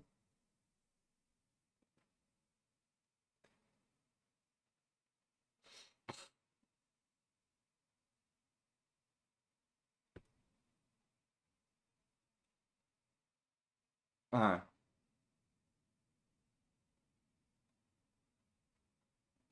Mm, mm-hmm, mm, mm.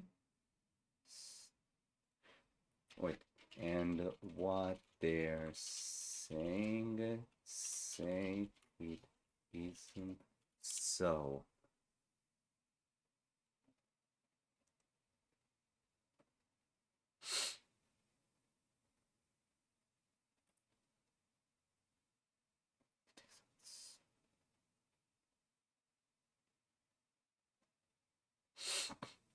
Oh,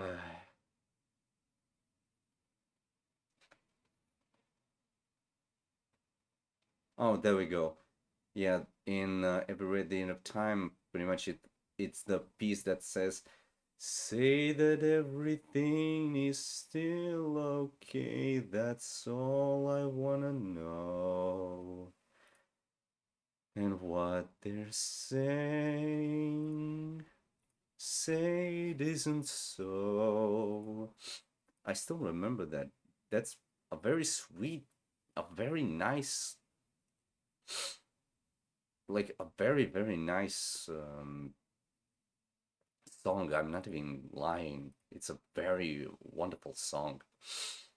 The Late Afternoon Drifting, and yeah, that's literally the name of that. It all depends on you from Big Boy, Turner Layton, and Clarence Johnston as well. It all depends on you. I even remember that. All right. I think I might have calmed down a little bit. I'm really sorry if I'm gonna say it, but I might have calmed down a little bit. But still, this kind of music is literally making me broken every single time. But good thing I didn't mention one thing. In stage 4, for Nowhere the Millennium of Space, that's just simple. For Everywhere at the Beginning, for Everywhere at the End of Time, it's called Hell Sirens.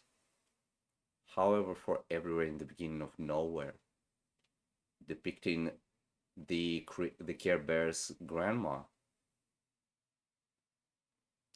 there was a literal moment which did not go through my ears and got stuck with it, which is literally known as PTSD. There's a literal audio depiction of post traumatic stress disorder, and there were sirens and bombs exploding. I heard it all. I didn't see anything, but I heard it all. It was horrifying, like in the worst nightmare possible. But good thing I didn't get that mentioned. Yeah, it all depends on you is pretty much like I could be I can be happy, I can be sad, I can be good, or I can be bad. It all depends on you.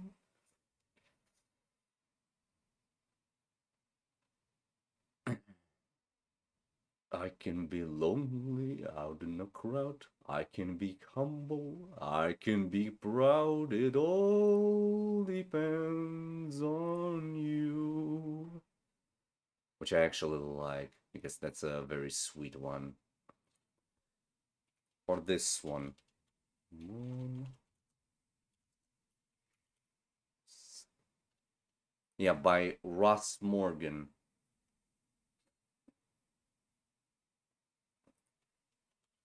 Moonlight and Shadows lyrics. I just remember that. Moonlight and shadows, and you in my arms, and the melody in the bamboo tree, my sweet.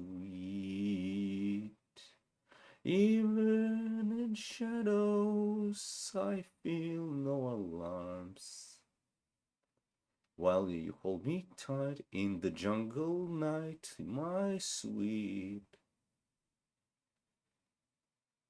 Close to my heart, you always will be. Never, never, never too far from me. Which is actually very sweet. There's pretty much like Alabama Bound, I think, or The Waiting of the Painted Doll. The waltz you saved for. Wait, the waltz you saved for me. The waltz you saved for me.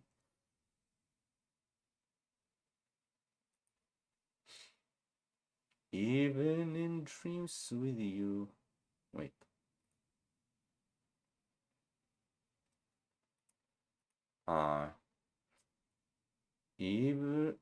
Ever in dreams with you, I'll sway, dear, to the waltz you sway, saved for me.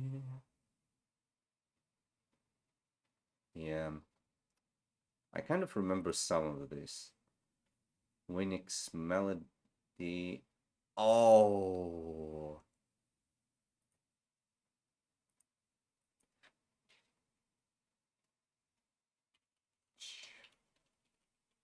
Oh my god. I don't know about that one, but alright. In a little second-hand store? In a little second-hand store. Looking through a window of a store.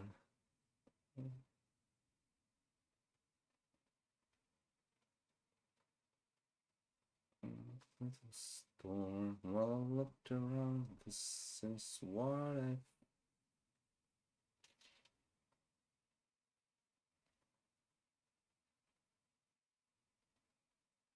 Yeah, probably like.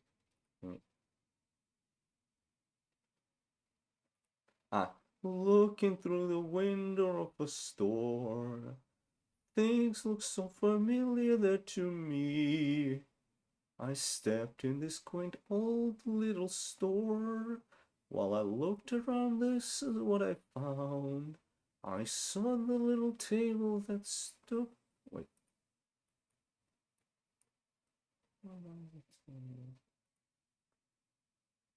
I saw the little table that stood on a breakfast nook. The stove we got from mother where you first learned how to cook. They looked so out of place without your pretty face in a little second-hand store. Right? Ace in a second-hand store. Okay, I found a little armchair and the oriental rug, the cozy little sofa where you used to kiss and hug. They looked so dusty there and no one seemed to care in a little second-hand store.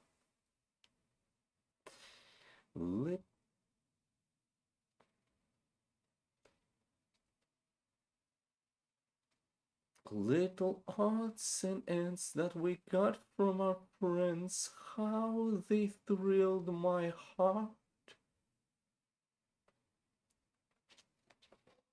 Yeah, little odds and ends that we got from our friends, how they thrilled my heart, bringing back a day, a wedding day in May, when we said we'd never part. Yeah, like don't get me wrong, but every single one of those songs that I listened from Everywhere at the End of Time, Everywhere in the Beginning of Nowhere, Nowhere at the Millennium of Space, it was such a marvelous new experience for me.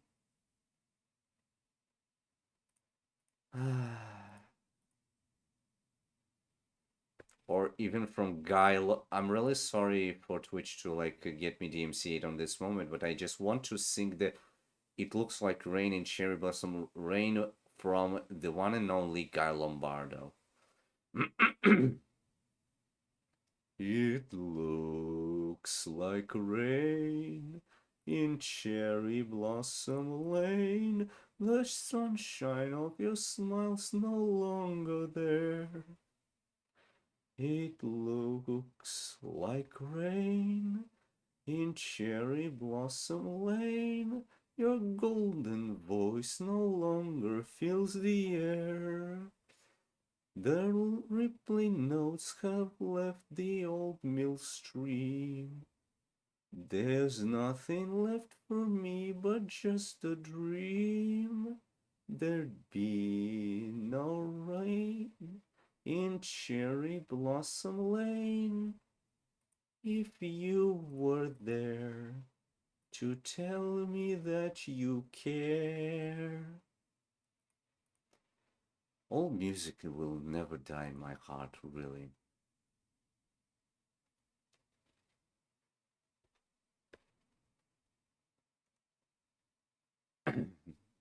Or this one, A Room with a View, which is pretty much the B6, which is called My Heart Will Stop in Joy. A room with a view.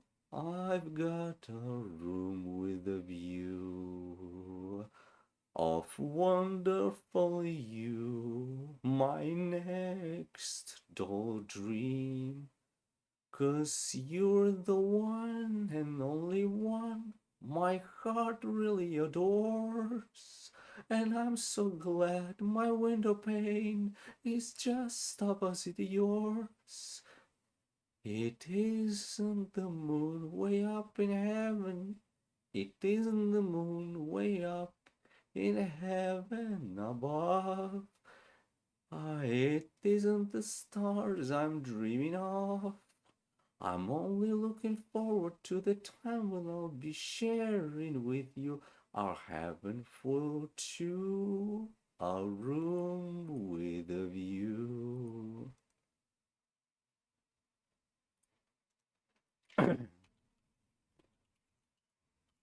Or the good night. Oh, yeah. Wait.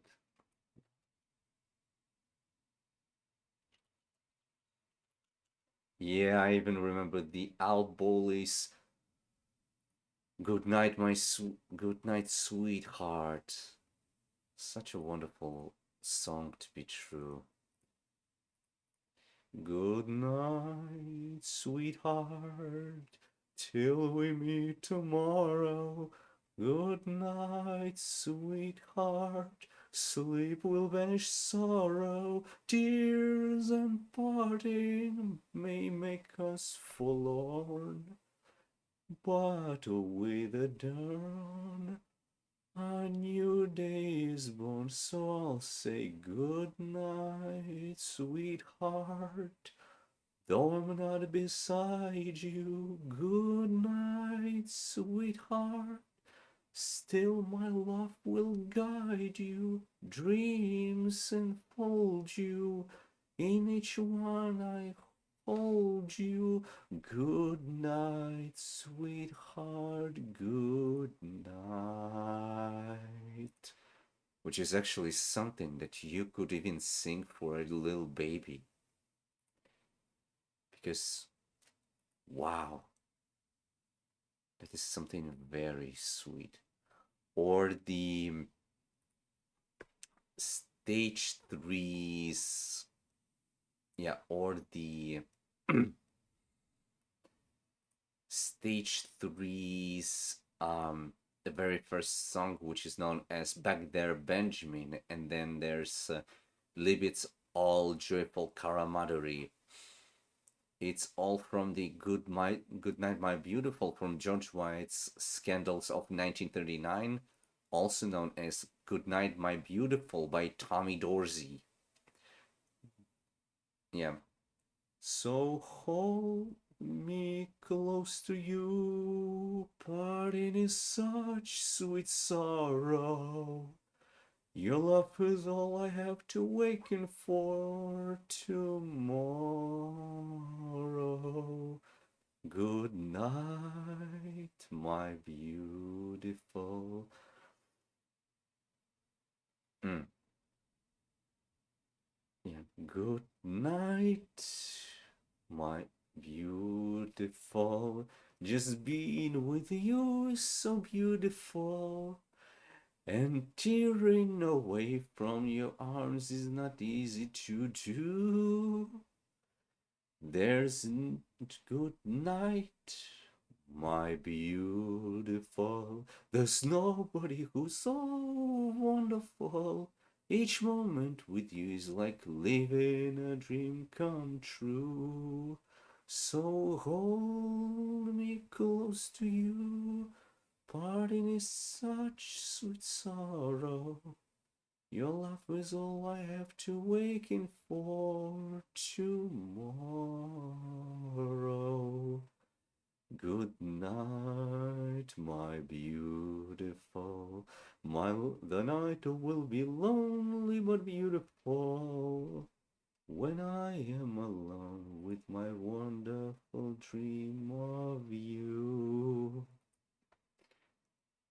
That's why eventually I like to literally just re-listen to this wonderful collection known pretty much through all of these collections known as Everywhere at the End of Time, Everywhere in the Beginning of Nowhere, and Nowhere at the Millennium of Space. Because they bring such a nostalgia. Such a wonderful memory of the times that passed and to just give at least something for a marvelous, marvelous moment of something that eventually was, but still will be there with you, with a happiness.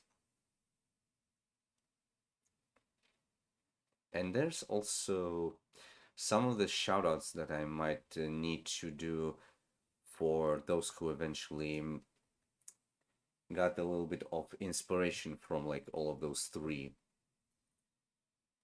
because there is such a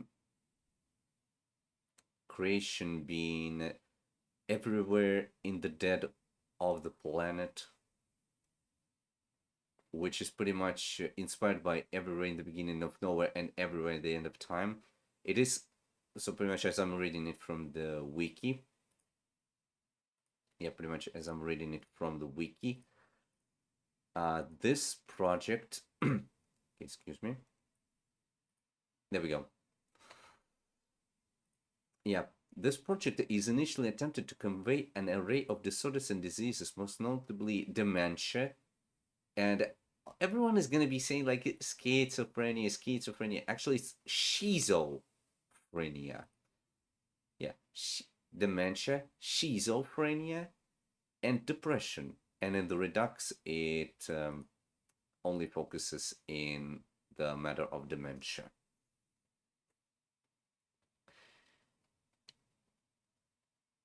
And for this one, I'm gonna just bring up the thing about this. Like, it was created by like formerly the Carenew. Now it's known, or pretty much after that, it was eventually the Nausea Delia. but eventually that person's nickname is anosognosia. And anosognosia, which is actually a real thing. Anosognosia is a neurological or psychiatric condition where individuals are generally unaware of their own disabilities, illnesses, or cognitive deficits, or pretty much they're just unaware of anything bad that is happening in their organism. And there's like a usual one and the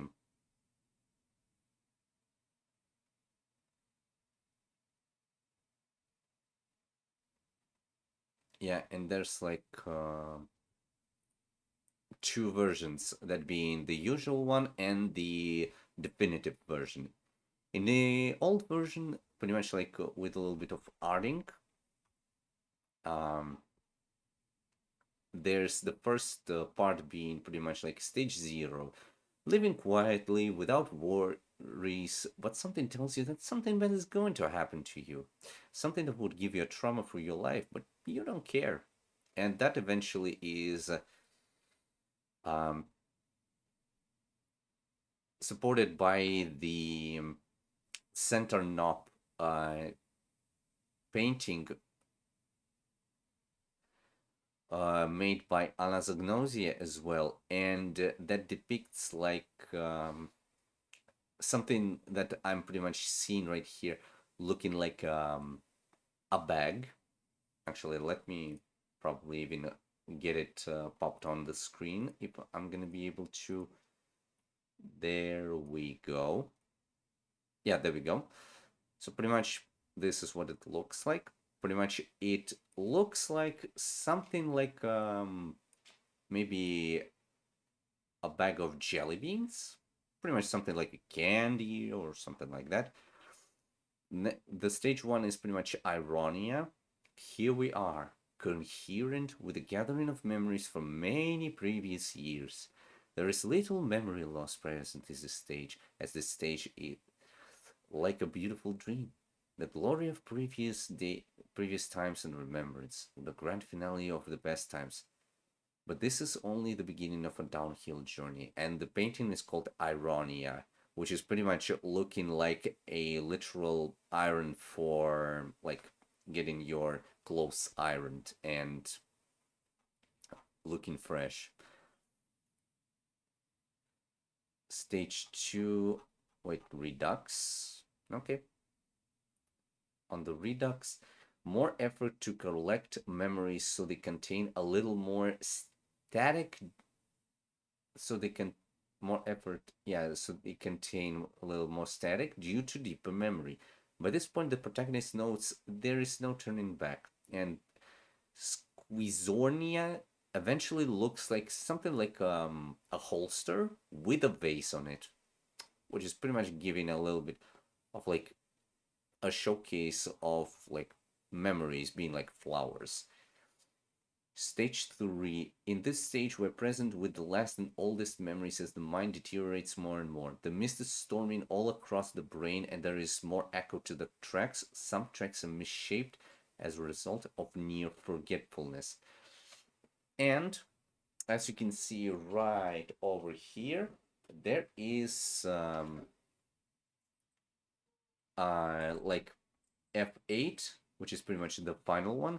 But there is also, as you can see over here, an exclusive track.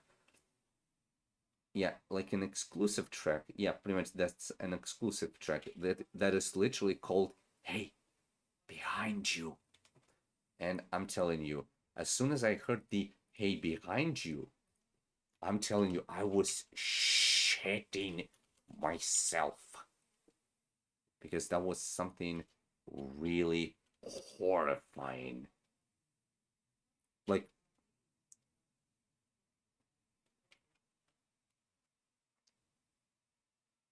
can you imagine this as a music? Just listen, listen. Then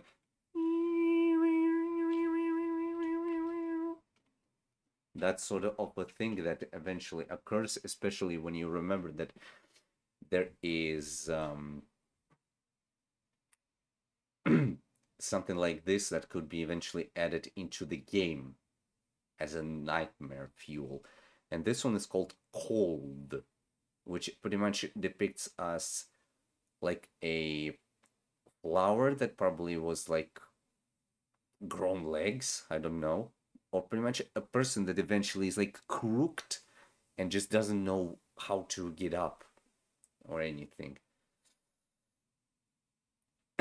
In stage 4, the coherent memories have faded and leaves way to confusions and small terror to the character. The memories untangle together like strings, and the character cannot recognize anything. Small fragments of song can be heard. The stage is the last stage before the post-awareness stages. Vocalino Gorgicopsis Sapper. Let me see. No.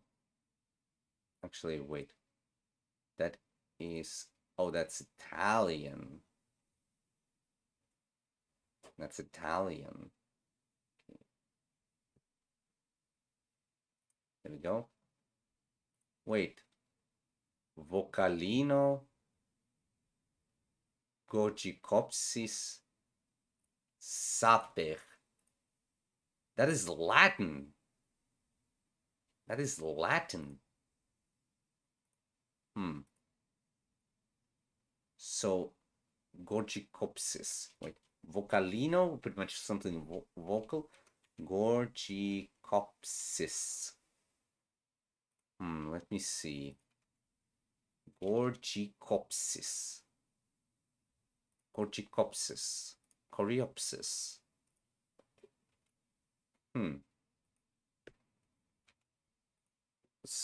Gorgicopsis seper. Maybe it's something. It's like a vase, but without flowers. That was like molten in like vocalino. Something like a volcalino. Maybe something like a volcano. Stage 5 is pretty much like this. Stage 5 post-awareness is a stage of more entanglements and rupture, leading to ever more confusions. The character starts to break away from reality as the fog rolls on and on.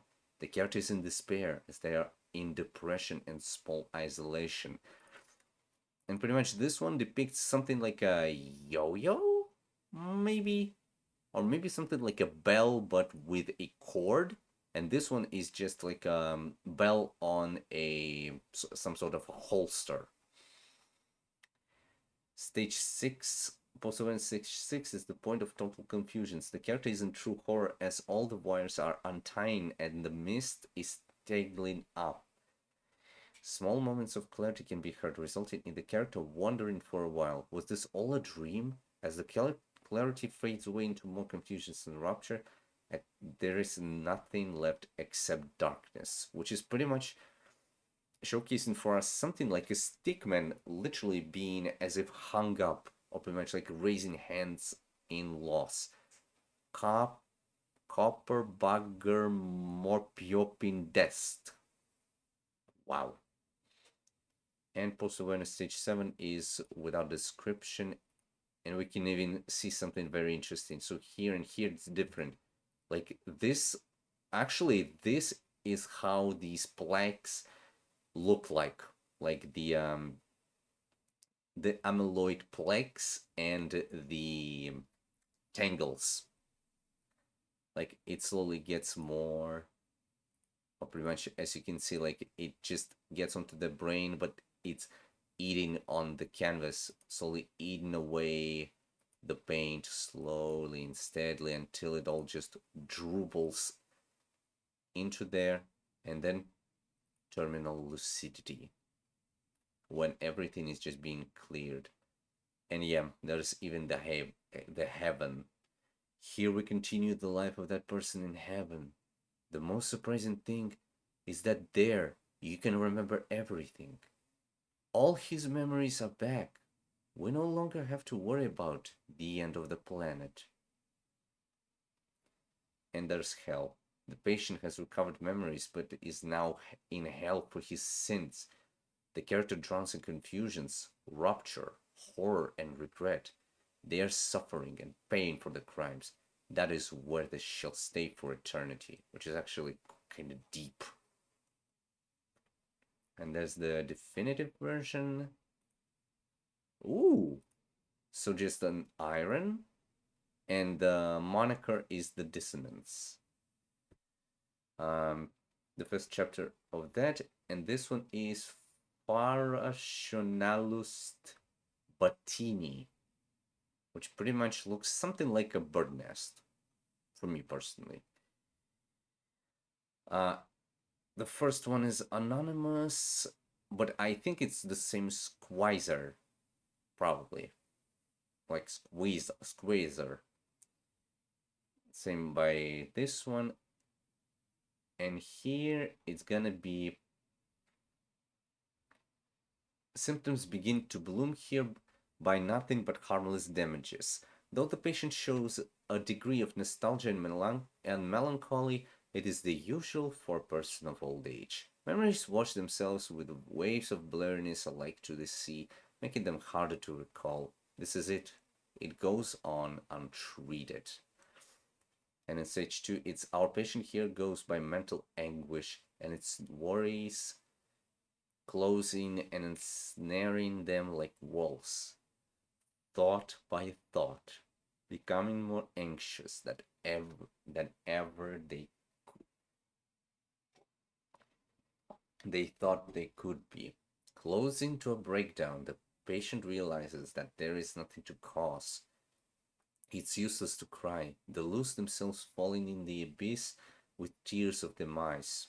Soon they won't reminisce the fact that they are decaying. This leads to an unstable state in mood and becoming more social by the ends of stage 3, which is pretty much, we can eventually hear it even from the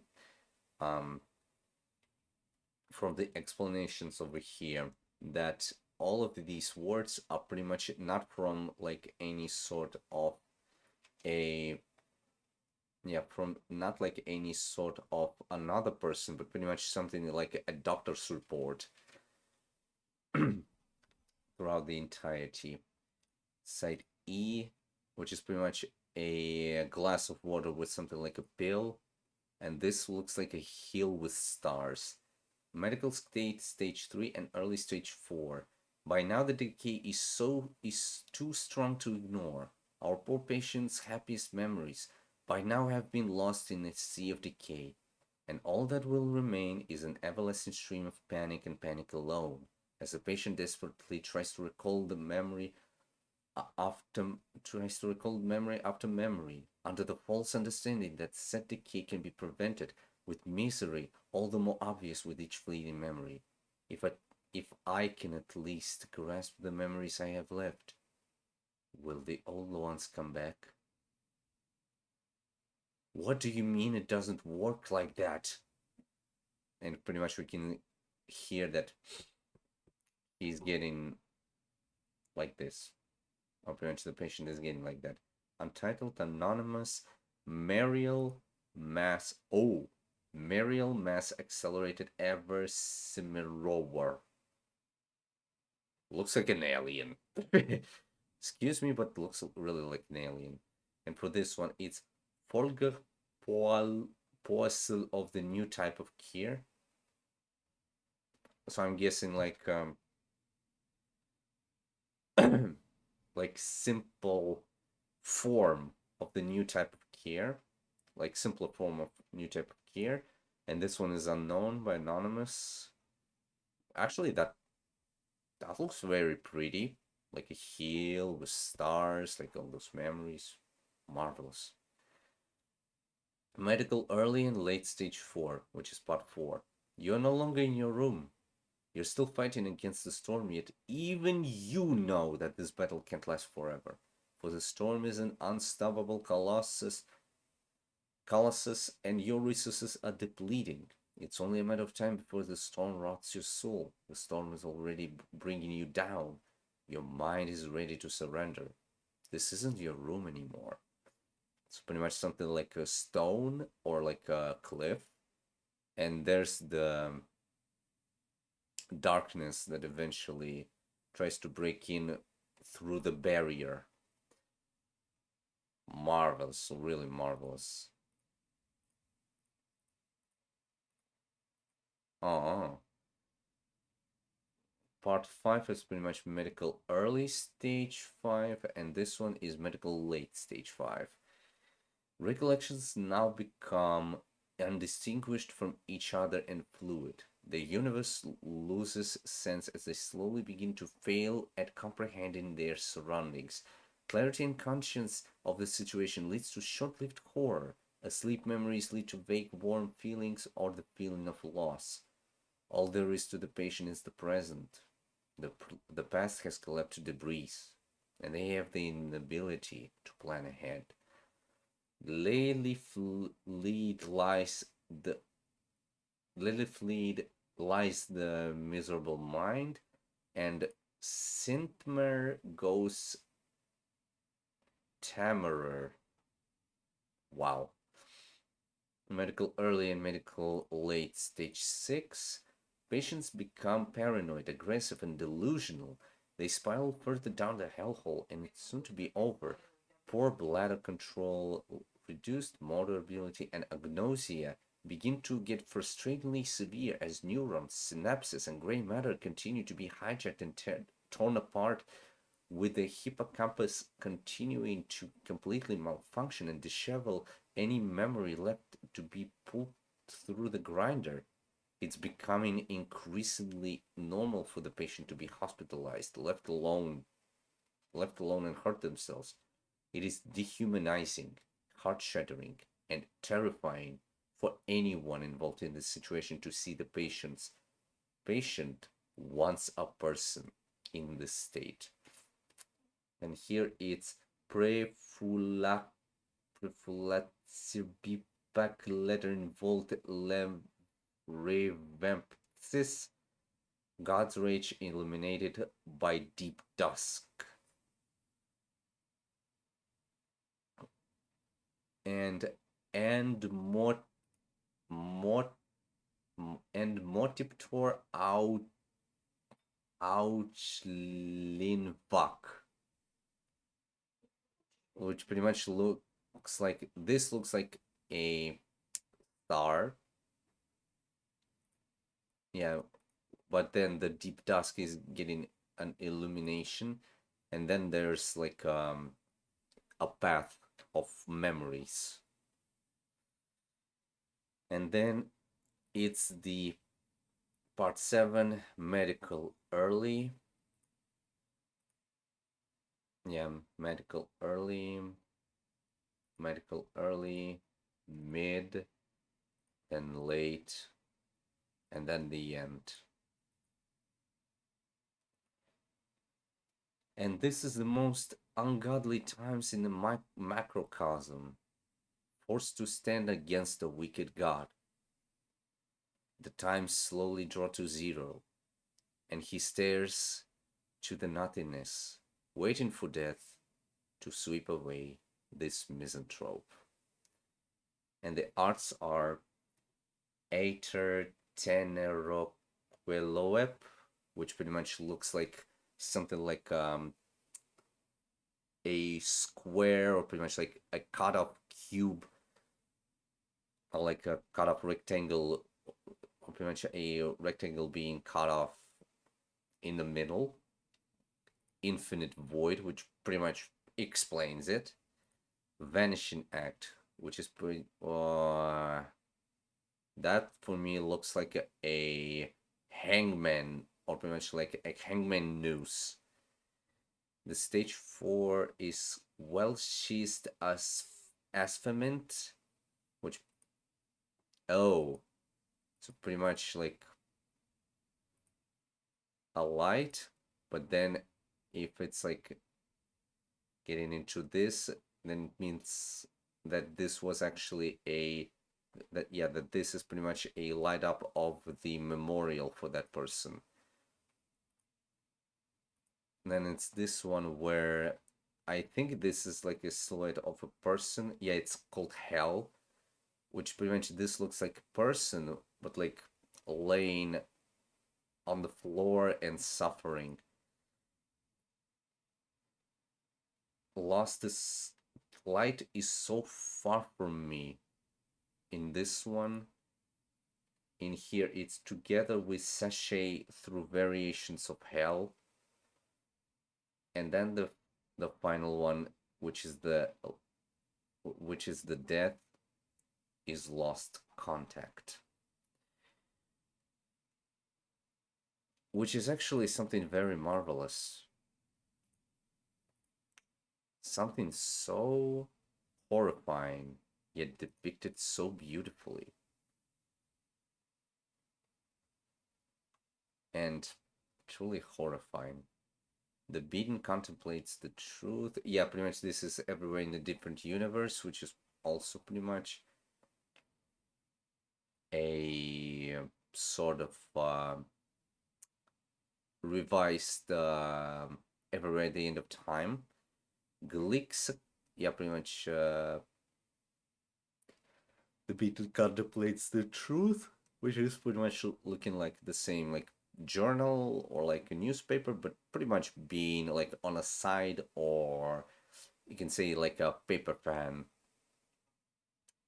This one is the same one as in the original, but now it's called Glixicurn Pargum in the Coreldam Strestine, which I think pretty much something like a flower kind being in a vase, but a molten one. After Bit, and then there's Falden Faldentuanterin, which is pretty much the same as the Gildsholder. There's also our Trixanthi, which is pretty much changed now to the Atpiranxis Transrin Ramptuors Ascending. And then the last one is Pavarietan Down Me, which is pretty much Necrotomy God in this version.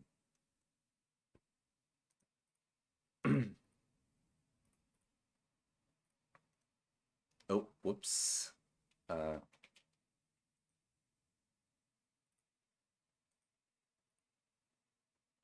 Now well.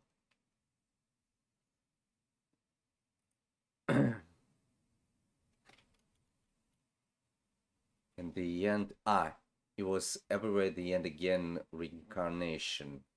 Pretty much a canvas with an old picture of that book, or like a thing. 520, draft of a memory. Hesitation grows sometimes. Sing and dance, which pretty much now looks like a pot with flowers, but something like an appendage of a vinyl record player is eventually in there.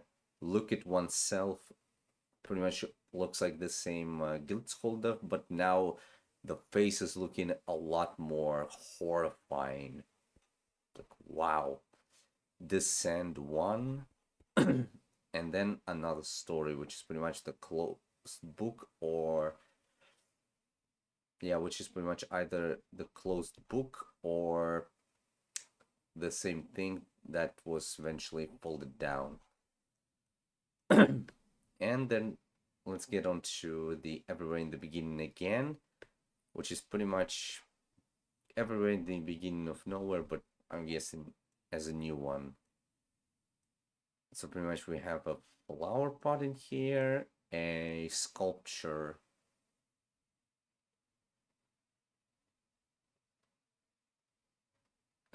of something like a factory. This one is a painting that depicts something like an old jukebox, or something like that. And this one depicts a statue of a person with teeth like growths over here, and a tree. Then there's revitalized, clinical stage 1. Then there's stage 2, stage 3, dark, normal, dark again. Ah, wait. Ah, okay, so it's normal, then it's grayscale, then it's darker than this, then it's grayscale again but darker, then it's darker than the normal one, then it's again darker, and then it gets to the darkest one. Okay. And then there's this. Just look at how immensely horrifying this looks. Normal. Decays more and more and more until it becomes a dead tree, and then the tree is destroyed. So yeah, I'm gonna be pretty much also shouting out Minecraft, but it's everywhere at the end of time, pretty much with the samples of Minecraft music, pretty much by C418. That eventually depicts dementia in the form of like Minecraft music. For those who do not eventually understand what that is, there's also Everywhere at the End of Time, but in Schizophrenia edition, for those who eventually want to get themselves to feel or pretty much hear what it feels like. It's like around like half an hour, maybe less than an hour, but it's also a very creepy one. And I guess that's gonna be it. I'm gonna be now dashing out to rest until tomorrow. I'm really thankful for your come up. I'm really glad that I got myself onto at least somewhat sort of explain, or pretty much onto the explanation of this entire thing.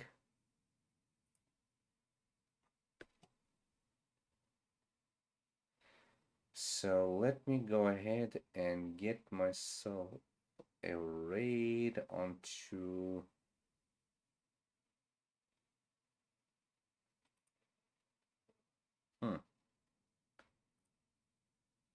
I mean, I could actually go ahead and rate someone in here that plays something old.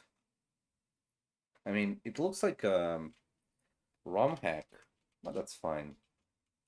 Let me go ahead and get a raid onto Code Channel, who's a very, very cool streamer that eventually plays like modern games, plays old games, plays like ROM hacks, does achievements. Like, this person is really cool.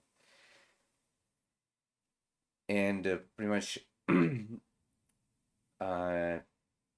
gets a lot of fun with their own community and everything. So yeah, thanks everyone for staying here. Thanks for enjoying this explanation of the dementia, for at least listening all of the explanation. If I was wrong on something, I'm really sorry. I'm not having any medical knowledge, any medical education at all. I was just reading everything and getting some of my personal POVs on what it is probably like. But I hope you eventually enjoyed it, and don't forget